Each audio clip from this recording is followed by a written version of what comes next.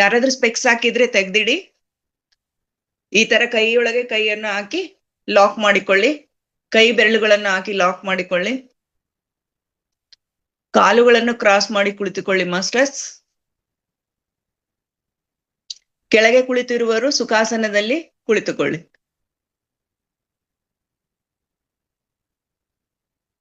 Masters, ನಾವು ಮಾಡುತ್ತಿರುವುದು ಆನಾಪಾನಸತಿ ಧ್ಯಾನ. ಆನ ಎಂದರೆ ಒಳ ಹೋಗುವ ಉಸಿರು, ಅಪಾನ ಎಂದರೆ ಹೊರಬರುವ ಉಸಿರು, ಸತಿ ಎಂದರೆ ಸಹಜವಾಗಿ ನಡೆಯುತ್ತಿರುವ ನಮ್ಮ ಉಸಿರಾಟದೊಂದಿಗೆ ಕೂಡಿಕೊಂಡಿರುವುದು ಮಾಸ್ಟರ್ಸ್.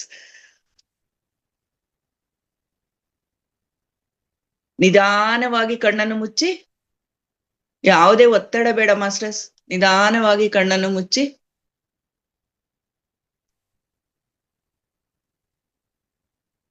ಧ್ಯಾನ ಎಂದರೆ ಶ್ವಾಸದ ಕಡೆ ಗಮನ ಮಾಸ್ಟರ್ಸ್. ಸಹಜವಾಗಿ ನಡೆಯುತ್ತಿರುವ ನಮ್ಮ ಶ್ವಾಸದ ಕಡೆ ಗಮನ ಕೊಡೋಣ.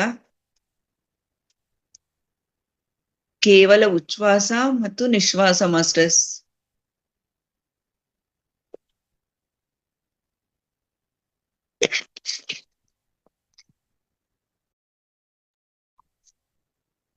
ಭೂತ ಭವಿಷ್ಯತ್ ಎಲ್ಲ ಮರೆತು ಬಿಡೋಣ. ಗತಂ ಗತಃ, ಹಿಂದೆ ಆಗಿ ಹೋಗಿದ್ದ ಬಗ್ಗೆ ಯಾವುದೇ ಯೋಚನೆ ಬೇಡ. ನಾಳೆ ನಡೆಯುವುದರ ಬಗ್ಗೆ ಚಿಂತೆ ಬೇಡ masters. All is well, all is well. ಏನಾಗಿದೆಯೋ ಅದು ನಮ್ಮ ಒಳ್ಳೇದಕ್ಕೋಸ್ಕರ ಆಗಿದೆ. ಈಗ ಏನು ನಡೀತಾ ಇದೆ ಅದೆಲ್ಲ ನಮ್ಮ ಒಳ್ಳೇದಕ್ಕೋಸ್ಕರ ಮಾಸ್ಟರ್ಸ್.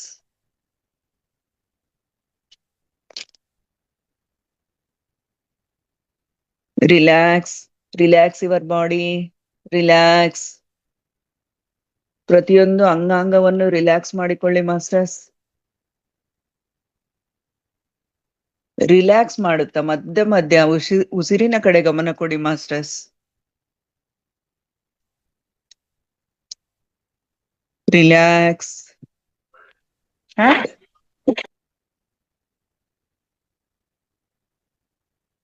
ರಿಲ್ಯಾಕ್ಸ್.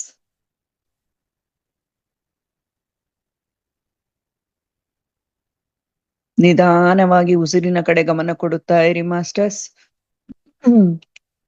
ದೇಹದಲ್ಲಿ ಎಲ್ಲಿ ಬಿಗಿತ ಬೇಡ. ಜಸ್ಟ್ ರಿಲ್ಯಾಕ್ಸ್ ಆಗಿರಿ. Relax your own body.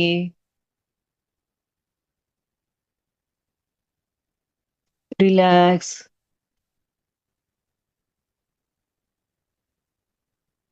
ಒಂದು ಸಲ ನಿಮ್ಮ ದೇಹಕ್ಕೆ ಗ್ರಾಟಿಟ್ಯೂಡ್ ಹೇಳಿ ಮಾಸ್ಟರ್ಸ್. ದೇಹವೇ ದೇವಾಲಯ, ಅದಕ್ಕೊಂದು ಗ್ರಾಟಿಟ್ಯೂಡ್ ತಿಳಿಸಿ. Thank you ಹೇಳ್ಕೊಳ್ಳಿ.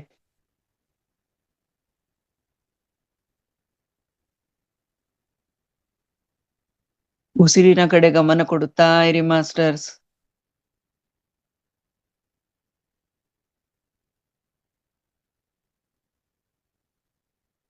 ಮಧ್ಯದಲ್ಲಿ ಯಾರು ಕಣ್ಣು ಬಿಡಬೇಡಿ ಮಾಸ್ಟರ್ಸ್. ಉಚ್ಛ್ವಾಸ ನಿಶ್ವಾಸ.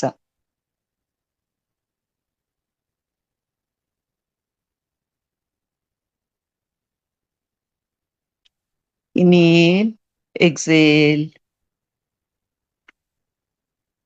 Inhale, exhale.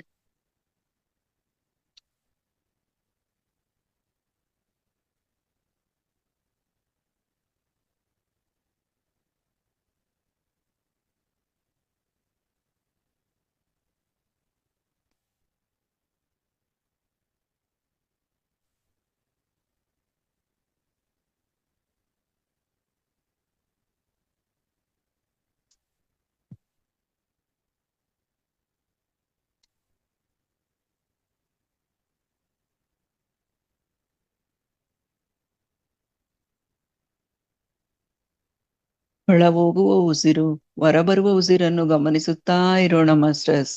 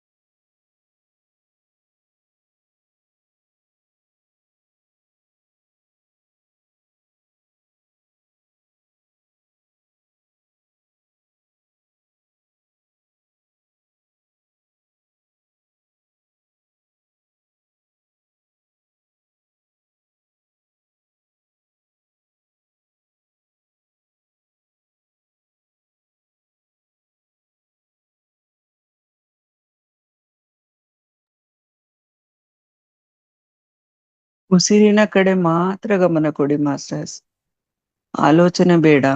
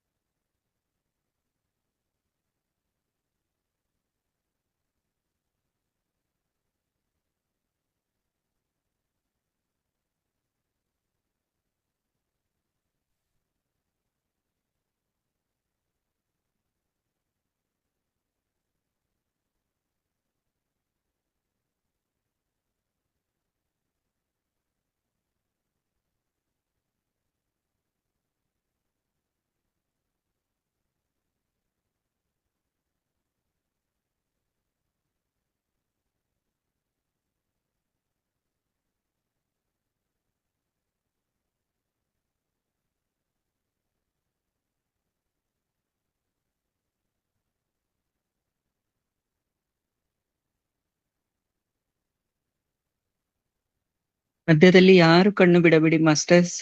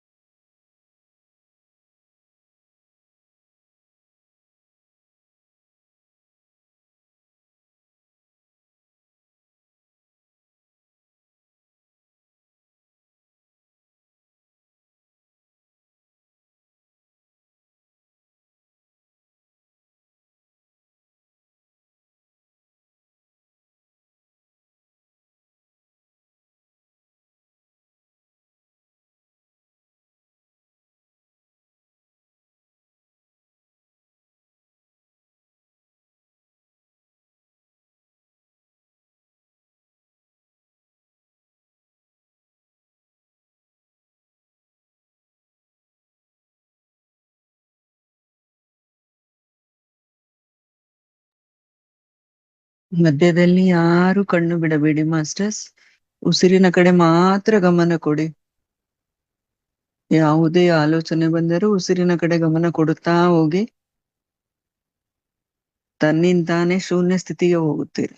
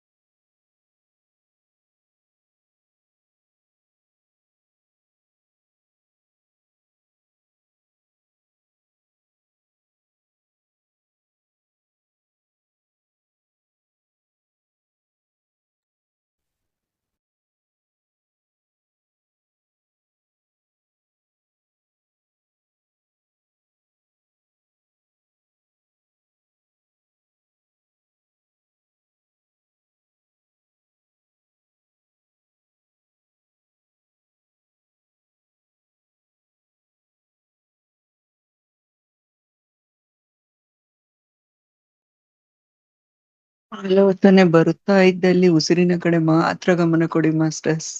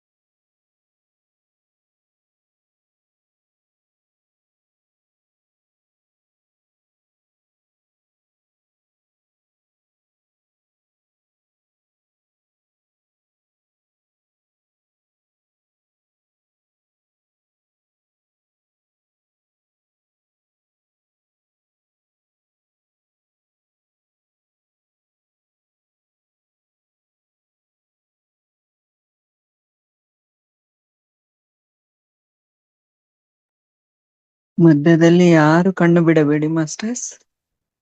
ಉಸಿರಿನ ಕಡೆ ಮಾತ್ರ ಗಮನ ಇರಲಿ.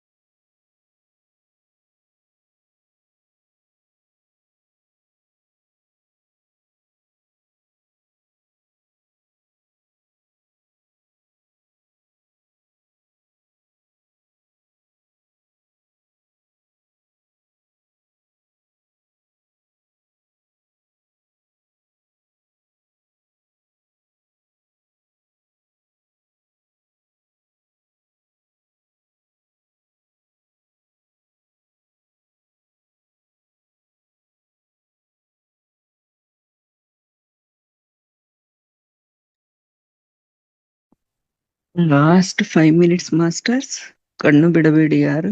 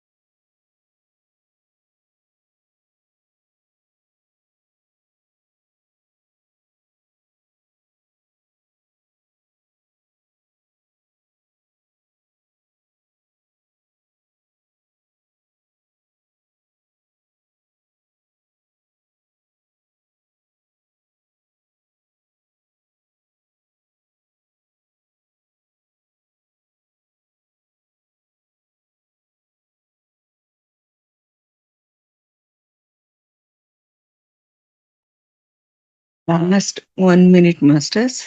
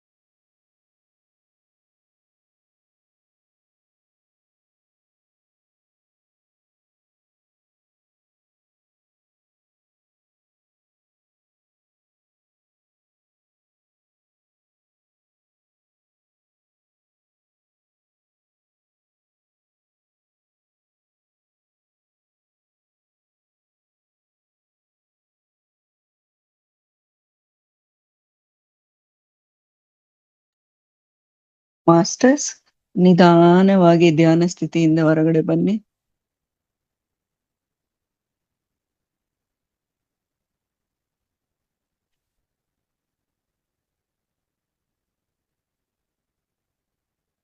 ಕೈಯನ್ನು ಕಣ್ಣುಗಳ ಮೇಲೆ ಇಟ್ಟುಕೊಳ್ಳಿ.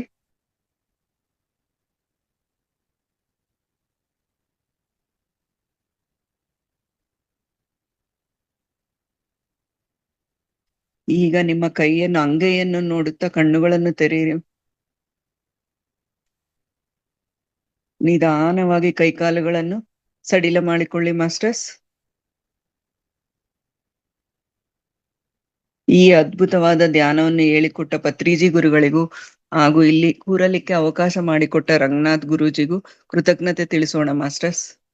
ಹಾಗೂ ಪ್ರಕೃತಿ ಮಾತೆ, ಗುರು ಮಾತೆ, ತಂದೆ ತಾಯಿಗಳಿಗೂ ಸಹ ಕೃತಜ್ಞತೆ ತಿಳಿಸುತ್ತಾ ಚಪ್ಪಾಳೆ ತಟ್ಟೋಣ ಮಾಸ್ಟರ್ಸ್.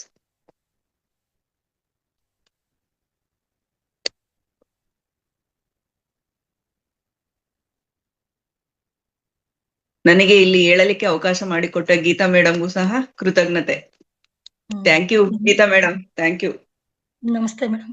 ನಮಸ್ತೆ. ನಮಸ್ತೆ. ನಮಸ್ತೆ ಮೇಡಮ್. ತುಂಬಾ ಚೆನ್ನಾಗಿ ಧ್ಯಾನ ಮಾಡಿಸಿದ್ರಿ. ನಿಮ್ಮ ಮಾರ್ಗದರ್ಶನ ಧ್ಯಾನ ಮಾಡಿಸಲು ಮಾರ್ಗದರ್ಶನ ಕೊಟ್ಟಂತ ಸುಧಾ ಮೇಡಮ್ ಅವರಿಗೆ ಧನ್ಯವಾದ ಧನ್ಯವಾದ ಧನ್ಯವಾದ. Thanks madam. ಚೆನ್ನಾಗಿತ್ತು ಧ್ಯಾನದ ಒಂದು ಮಾರ್ಗದರ್ಶನ. ಥ್ಯಾಂಕ್ಸ್. Okay, thank you.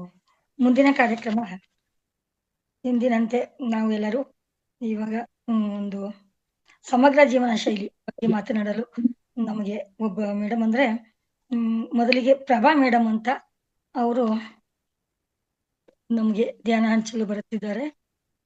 ಜ್ಞಾನದ ಬಗ್ಗೆ ತಿಳುವಳಿಕೆ ಕೊಡಲು ಪ್ರಭಾ ಮೇಡಮ್ ಅವರಿಗೆ ನಮ್ಮ ನಿಮ್ಮೆಲ್ಲರ ಪರವಾಗಿ ಈ ವೇದಿಕೆಗೆ ಆಹ್ವಾನಿಸೋಣ. ಮೇಡಮ್.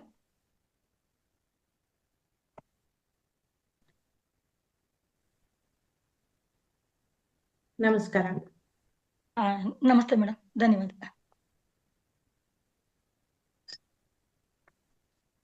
ಸ್ಟಾರ್ಟ್ ಮಾಡಲಾ? ಮಾಡಿ ಮೇಡಮ್. ಗೊತ್ತು ಪ್ರಭಾ ಅಂದ್ರೆ ನಂಗೆ ಗೊತ್ತಾಗಿಲ್ಲ. ನನ್ನ ಎಲ್ಲ ಗುರು ವೃಂದಕ್ಕೂ ಹಾಗೂ ಪತ್ರಿಜಿ ಗುರುಗಳಿಗೆ ವೇದಿಕೆಗೆ ಕಲ್ಪಿಸಿದ ರಂಗನಾಥ್ ಗುರುಗಳಿಗೆ ಹಾಗೂ ಈ ಇಂದಿನ ಈ ವೇದಿಕೆಗೆ ಆಗಮಿಸಿದ ನನ್ನ ಎಲ್ಲ ಆತ್ಮಬಂಧುಗಳಿಗೂ ನನ್ನ ಹೃದಯಪೂರ್ವಕ ನಮಸ್ಕಾರಗಳು. ಪ್ರತಿನಿತ್ಯ ಈ ಸುಂದರ ವೇದಿಕೆಯಲ್ಲಿ ನಮ್ಮ ಗುರುಗಳು ಜೀವನ ಶೈಲಿ ಕುರಿತು ಚರ್ಚಿಸುತ್ತಿದ್ದು, ಅದರಲ್ಲಿ ನಾನು ಅಳವಡಿಸಿಕೊಂಡಿದ್ದು ಒಂದಾದ ಅನೇಕ ಅನಿಸಿಕೊಂಡಿದೆ. ಆದ್ರೆ ಇವತ್ತಿನ ಪ್ರಕಾರ ಸಮಯ ಪಾಲನೆ, ವ್ಯರ್ಥ ಮಾತಿಗೆ ಅವಕಾಶವಿಲ್ಲ, ಟಿವಿ ನೋಡುವುದು ವೀಕ್ಷಣೆ ವಿರಾಮವಿಟ್ಟು ಎಷ್ಟು ಬೇಕೋ ಅಷ್ಟೇ ಒಂದು ಸಲ ನ್ಯೂಸ್ ಅನ್ನು ವೀಕ್ಷಿಸುತ್ತೇನೆ. ಹೆಚ್ಚಿನ ಸಮಯವನ್ನು ಸ್ವಾಧ್ಯಾಯ ಮತ್ತು ಮೌನವನ್ನು ಪ್ರೀತಿಸುತ್ತೇನೆ. ಆದ್ದರಿಂದ ನಾನು ಇಂದು ಮೌನದ ಕುರಿತು ಒಂದೆರಡು ಮಾತುಗಳನ್ನು ಹೇಳಲು ಬಯಸುತ್ತೇನೆ. ಮಾತು ಬೆಳ್ಳಿ, ಮೌನ ಬಂಗಾರ. ಮಾತು, ಮೌನ ಇವೆರಡೂ ಶಬ್ದಗಳು. ಮಾತು ಪ್ರಪಂಚದಲ್ಲಿ ಭೌತಿಕವಾಗಿ ಸಂಬಂಧಿಸಿದ್ದು, ಮೌನ ಆಧ್ಯಾತ್ಮಿಕ ಭಾಷೆ. ಇದು ಮಾನವನ ಮೂಲ ಸ್ವರೂಪವಾದ ಶಾಂತಿ, ನೆಮ್ಮದಿಯ ಸಂಕೇತವಾಗಿದೆ. ಮಾತು, ಮೌನ ಇವೆರಡು ಮಾನವನ ಜನನದಿಂದ ಮರಣದವರೆಗೆ ಕಂಡು ಬರುತ್ತವೆ. ಜನನ ಅಂದ್ರೆ ಮಗು ಹುಟ್ಟಿದ ಕೂಡಲೇ ಅದು ಧ್ವನಿ, ಅಳು, ಶಬ್ದ ಮಾಡಬೇಕು. ಅಳು ಮಗುವಿನ ಭಾಷೆ. ಮರಣದಲ್ಲಿ ಶಾಶ್ವತ ಮೌನ ಆವರಿಸುತ್ತದೆ. ಒಂದು ವೇಳೆ ಮಗು 1 ವರ್ಷದಲ್ಲಿ ಮಾತನಾಡದಿದ್ದರೆ ಎಷ್ಟು ದೇವರ ಹರಕೆ ಹೊತ್ತು ಏನೇನೋ ಸಾಹಸ ಮಾಡಿ ಮಾತನಾಡಿಸಲು ಕಲಿಸುತ್ತಾರೆ. ಅದೇ ಮಗುವಿಗೆ ದೊಡ್ಡವನಾದಾಗ ಅತಿಯಾಗಿ ಮಾತನಾಡಲು ಪ್ರಾರಂಭಿಸಿದ್ರೆ ಶಾಂತನಾಗಿ ಕುಳಿತುಕೊಳ್ಳು ಅಂತ ಹೇಳುತ್ತೇವೆ. ನಿನ್ನ ಮಾತು ಕೇಳಿ ಕೇಳಿ ಸಾಕಾಗಿದಪ್ಪ, ಶಾಂತ ಆಗಿ ಕೂತ್ಕೊಳ್ಳು ಅಂತ ಹೇಳ್ತೀವಿ. ಅದೇ ರೀತಿ ಒಬ್ಬ ವಾಚಾಳಿ ಮೇಲಿನ ಮೇಲೆ ನಮ್ಮ ಮನೆಗೆ ಬರ್ತಾ ಇದ್ರು, ಅವರಿಗೂ ಕೂಡ ಈ ರೀತಿನೇ ಹೇಳ್ತೀವಿ. ಮಾತು ಹೇಳ್ತೀವಿ, ಸಾಕು ಸಾಕು, ನಿಮ್ಮ ಮಾತು ಸಾಕು ಅಂತ ಹೇಳ್ತೇವೆ. ಅಂದರೆ ಮಾತು ಕೂಡ ಸಾಕಾಯ್ತಲ್ಲವೇ ನಮಗೆ. ಆಗ ನಮ್ಮ ಮನಸ್ಸು ತನ್ನ ಮೂಲ ರೂಪವಾದ ಮೌನಕ್ಕೆ ಮೊರೆ ಹೋಗುತ್ತೇವೆ. ಪ್ರಾಪಂಚಿಕ ವ್ಯವಹಾರಕ್ಕೆ ಮನುಷ್ಯನಿಗೆ ಮಾತು ಅವಶ್ಯವಿದೆ. ಮಾತು ಹೇಗಿರಬೇಕು? ಮೃದುವಾಗಿರಬೇಕು, ಸಾವಧಾನವಾಗಿರಬೇಕು, ಹಿತಮಿತ, ಸಂದರ್ಭಕ್ಕೆ ತಕ್ಕಂತೆ ಉಪಯೋಗಿಸಿಕೊಳ್ಳಬೇಕು. ಇಲ್ಲವಾದಲ್ಲಿ ಮಾತಿನಿಂ ಹಗೆ ಮಾತಿನಿಂ ನಗೆ ಅಂತ ಮಾತು ಬಲ್ಲವನಿಗೆ ಜಗಳವಿಲ್ಲ, ಊಟ ಬಲ್ಲವನಿಗೆ ರೋಗವಿಲ್ಲಂತೆ ಸರ್ವಜ್ಞ ಹೇಳಿದಂತೆ ನಡೀತು.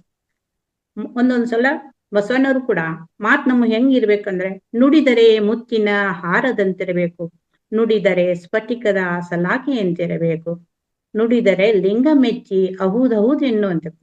ಹೀಗೆ ಮಾತಿನ ಬಗ್ಗೆ ಮಹಾತ್ಮರು ಚೆನ್ನಾಗಿ ಹೇಳಿಕೊಟ್ಟಿದ್ದಾರೆ. ಮಾತಿನಿಂದ ವಾದ ವಿವಾದ, ಗೊಂದಲ, ಸಮಸ್ಯೆ, ಅಹಂಕಾರ ಹುಟ್ಟಿಕೊಳ್ಳುತ್ತವೆ. ಮಾತಿಗೂ ಮೌನಕ್ಕೆ ಶಾಂತಿಗೆ ಅವಿನಾಭಾವ ಸಂಬಂಧವಿದೆ. ಮೌನದ ಪಾಲನೆಯನ್ನು ನಾವು ಒಂದೊಂದ್ಸಲ ಬಲವಂತವಾಗಿ ಹಲವಾರು ಕಡೆ ಪಾಲಿಸ್ಬೇಕಾಗ್ತದೆ. ಅದೆಲ್ಲಂದ್ರೆ ಶಾಲೆಗಳಲ್ಲಿ, ಗ್ರಂಥಾಲಯಗಳಲ್ಲಿ, ಆಸ್ಪತ್ರೆಗಳಲ್ಲಿ ಮತ್ತು ದೇವಾಲಯಗಳಲ್ಲಿ ಮಹಾತ್ಮರ ನುಡಿಮುತ್ತುಗಳನ್ನು ಆಲಿಸುವ ಸಮಯದಲ್ಲಿ ಹೀಗೆ ಹಲವಾರು ಕಡೆ ನಾವು ಮೌನವಾಗಿರ್ಬೇಕಾಗುತ್ತೆ. ಈ ಮಾತನ್ನು ಪಾಲಿಸಲೇಬೇಕಾಗುತ್ತೆ, ನಿಯಮಗಳನ್ನು. ಅಲ್ಲಿ ನಾವು ಇನ್ನೂ ಪ್ರಶ್ನೆ ಮಾಡ್ಲಿಕ್ಕೂ ಬರಲ್ಲ. ಅದೇ ರೀತಿ ಮನೆಯಲ್ಲಿ ಮೌನ ಪಾಲಿಸಲು ಹೇಳಿದ್ರೆ ಅದು ಅಸಾಧ್ಯವಾಗಿದೆ. ಮೌನವೆಂದರೆ ಏಕೆ ಎಂದು ಪ್ರಶ್ನೆ ಉಂಟಾಗುತ್ತದೆ. ಆದರೆ ಮೌನದಿಂದ ಯಾರಿಗೂ ತೊಂದರೆ ಇಲ್ಲ.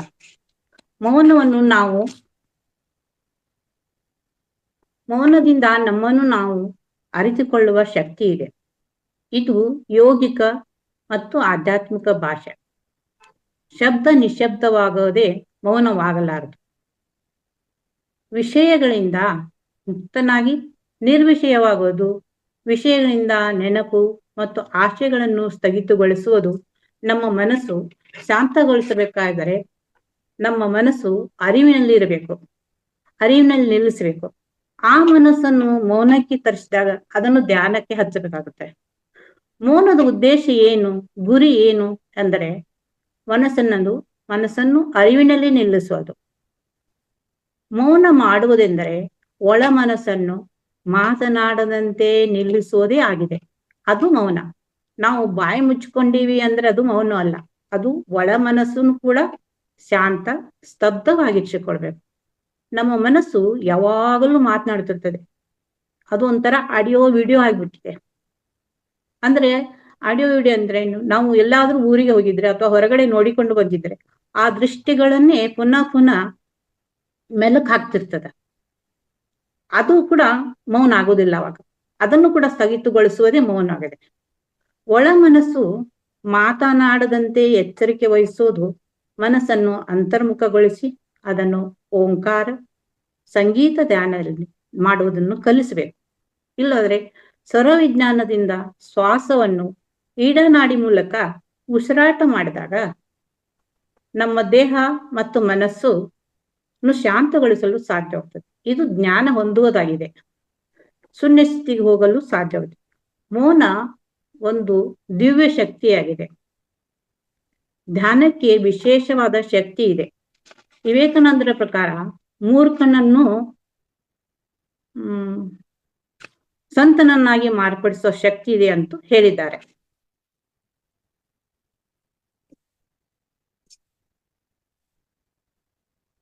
ಒಂದೇ ನಿಮಿಷ.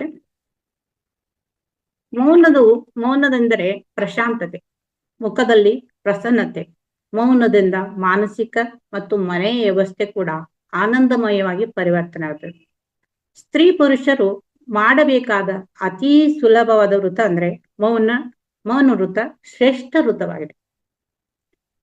ನಿತ್ಯ ವ್ಯರ್ಥ ಸಮಯ ಕಳೆಯದೆ ಲೌಕಿಕದ ಹರಟೆ ಬಿಟ್ಟು ಭಗವಂತನ ಚಿಂತನೆ, ಸ್ಮರಣೆ ಮಾಡುವುದು, ಅನುಭವ ಹಂಚಿಕೆ ನಿಜವಾದ ಮೌನದ ಅರ್ಥವಾಗಿದೆ. ಪ್ರತಿನಿತ್ಯ ನಾವು ಮನೆಯಲ್ಲಿ ಆಹಾರ ಸಿದ್ಧಪಡಿಸಬೇಕಾದ್ರೆ ಮೌನವಾಗಿರಬೇಕು. ಆಹಾರ ಶುದ್ಧ, ಪವಿತ್ರ ಆಗ್ತದೆ. ಶುದ್ಧ ಸಾತ್ವಿಕ ಆಹಾರ ಊಟ ಮಾಡಿದರೆ ಮನಸ್ಸು ಸಾತ್ವಿಕ ಗುಣ ಹೊಂದಿ ದೇವಮಾನವನಾಗ್ತಾನೆ. ಮೌನವನ್ನು ಒಂದೇ ಸಲ ಆಚರಿಸಲು ಸಾಧ್ಯವಿಲ್ಲ.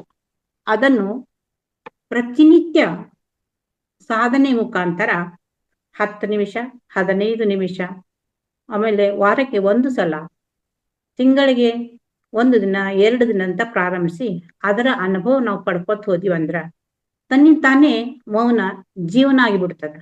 ಮೌನವೇ ಧ್ಯಾನ ಸಾಧನೆ ಆಗ್ತದೆ. ಅಕ್ಕಮಹಾದೇವಿ ಹೇಳಿದಂತೆ, ಬೆಟ್ಟದ ಮೇಲೊಂದು ಮನೆಯ ಮಾಡಿ ಮೃಗಗಳಿಗೆ ಅಂಜಿದೊಡೆಯಂತಯ್ಯ, ಸಂತೆಯಲ್ಲೊಂದು ಸಣ್ಣದನ್ನು ಮಾಡಿ ಶಬ್ದಕ್ಕೆ ನಾಚಿದೊಡೆಯಂಥದ್ದು.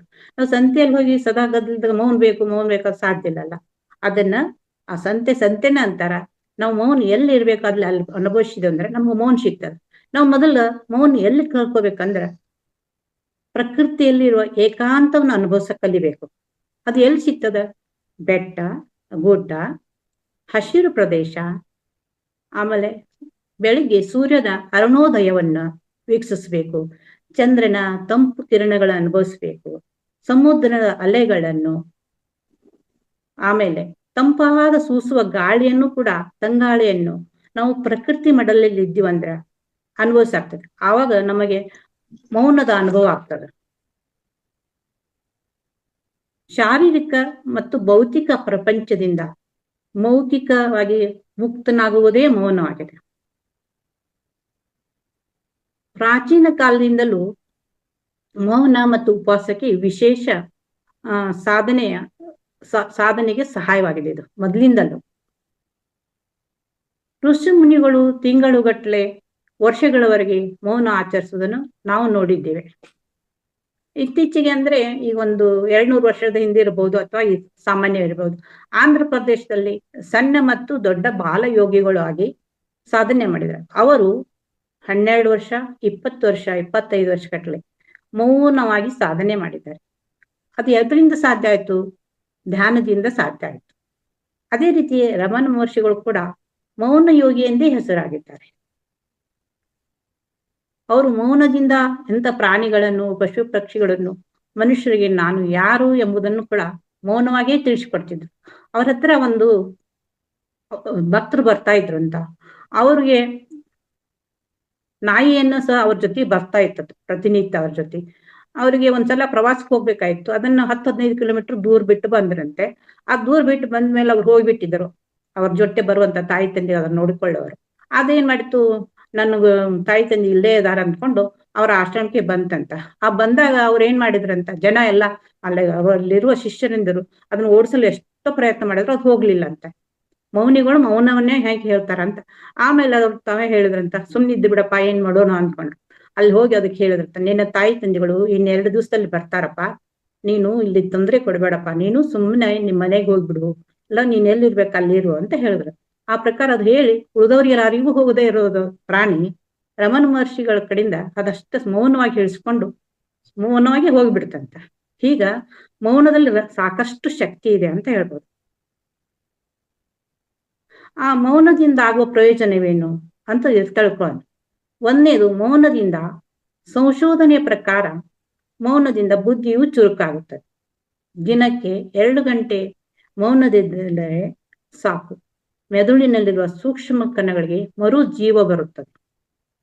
ಮೌನ ಮಾನಸಿಕ ಒತ್ತಡ, ದುಃಖ, ಭಯ, ಅಶಾಂತಿ ಇದ್ದಲ್ಲಿ ಮೌನದ ಮೊರೆ ಹೋದರೆ ಅಂದ್ರೆ ದೇಹಕ್ಕೂ ಮನಸ್ಸಿಗೂ ಚೇತರಿಸಿಕೊಳ್ಳುವ ಶಕ್ತಿ ಇರುತ್ತೆ.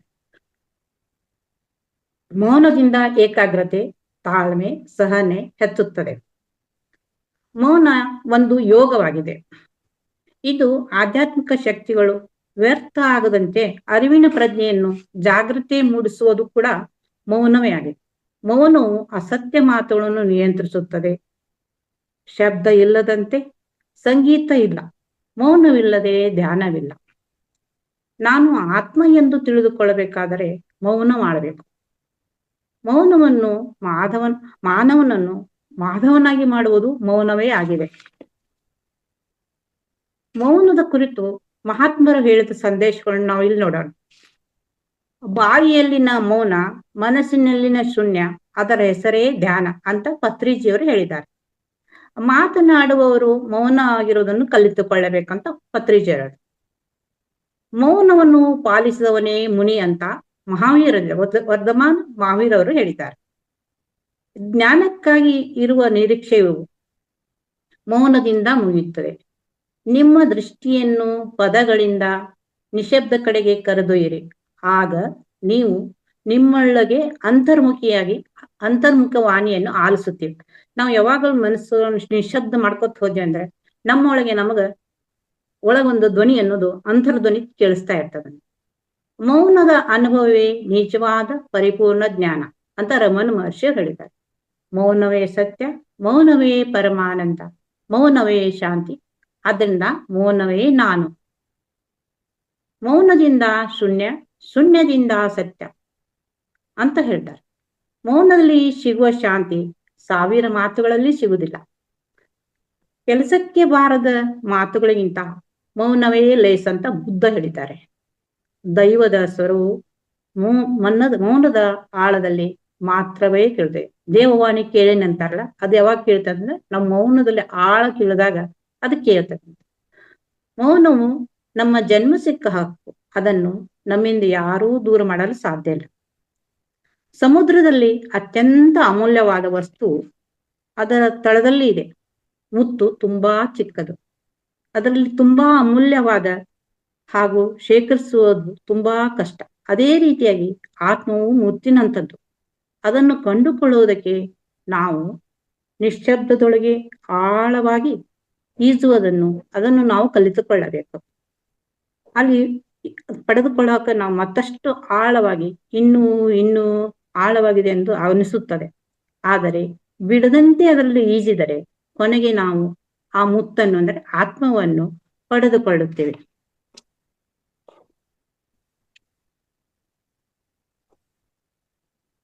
ಈಗ ಒಂದು ಮೌನದ ಕುರಿತು ಒಂದು ಟೈಮ್ ಇದ್ರೆ ಹೇಳ್ಬೋದು, ಇಲ್ಲಾದ್ರೆ ಇಲ್ಲ.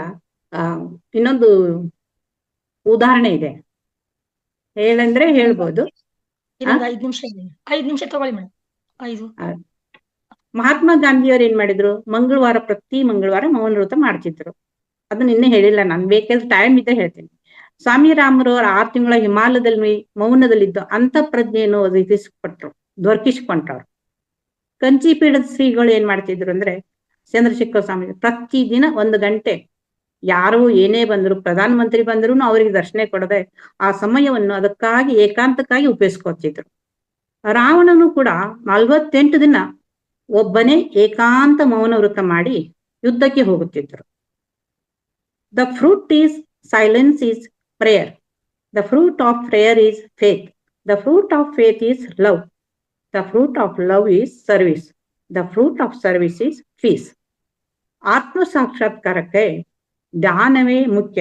ಹಾಗೆ ಧ್ಯಾನಕ್ಕೆ ಮೌನವೇ ಅಡಿಪಾಯ ಎಂದು ಹೇಳಿ ನನ್ನ ಮಾತಿಗೆ ವಿರಾಮ ಇಡುತ್ತೀನಿ. ಇಲ್ಲಿವರೆಗೆ ನನಗೆ ಅವಕಾಶ ಮಾಡಿಕೊಟ್ಟಂತ ನಾಗರತ್ನ ಮೇಡಮ್ ಆಯ್ತು, ಅಥವಾ ರಂಗನಾಥ್ ಸರ್ ವೇದಿಕೆ ಕಲ್ಪಿಸಿದ್ದು, ಹಾಗೂ ಗೀತಾ ಮೇಡಮ್, ಹಾಗೂ ಇದುವರೆಗೆ ಕೇಳಿದಂತ ಎಲ್ಲ ನನ್ನ ಆತ್ಮಬಂಧುಗಳಿಗೆ ನನ್ನ ಹೃದಯಪೂರ್ವಕ ವಂದಿಸುತ್ತಾ ಧನ್ಯವಾದಗಳನ್ನ ಹೇಳುತ್ತೇನೆ. ಧನ್ಯವಾದಗಳು.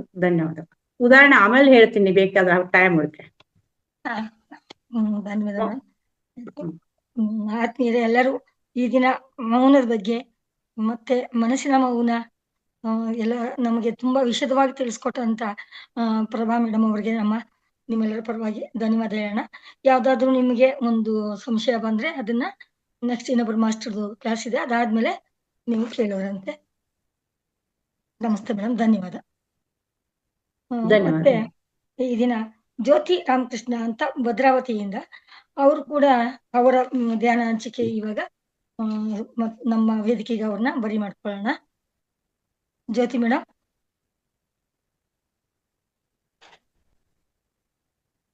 ನಮಸ್ಕಾರ ಮೇಡಮ್.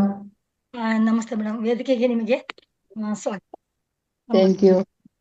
ಪಿತಾಮಹ ಪತ್ರಿಜಿ ಅವರಿಗೆ ಮತ್ತೆ ನಮ್ಮ ಗುರು ಪರಂಪರೆಗೆ ಹಾಗೂ ಮಹಾವತಾರ್ ಫೌಂಡೇಶನ್ ರಂಗನಾಥ್ ಸರ್ಗೆ ಹಾಗೂ ಗೀತಾ ಮೇಡಮ್ ಅವರಿಗೆ, ಅನುರಾಧ ಮೇಡಮ್ ಹಾಗೂ ಝೂಮ್ ನಲ್ಲಿ ಸೇರಿರುವ ಎಲ್ಲ ಆತ್ಮ ಬಂಧುಗಳಿಗೆ ನನ್ನ ಆತ್ಮಾಭಿವಂದನೆಗಳು.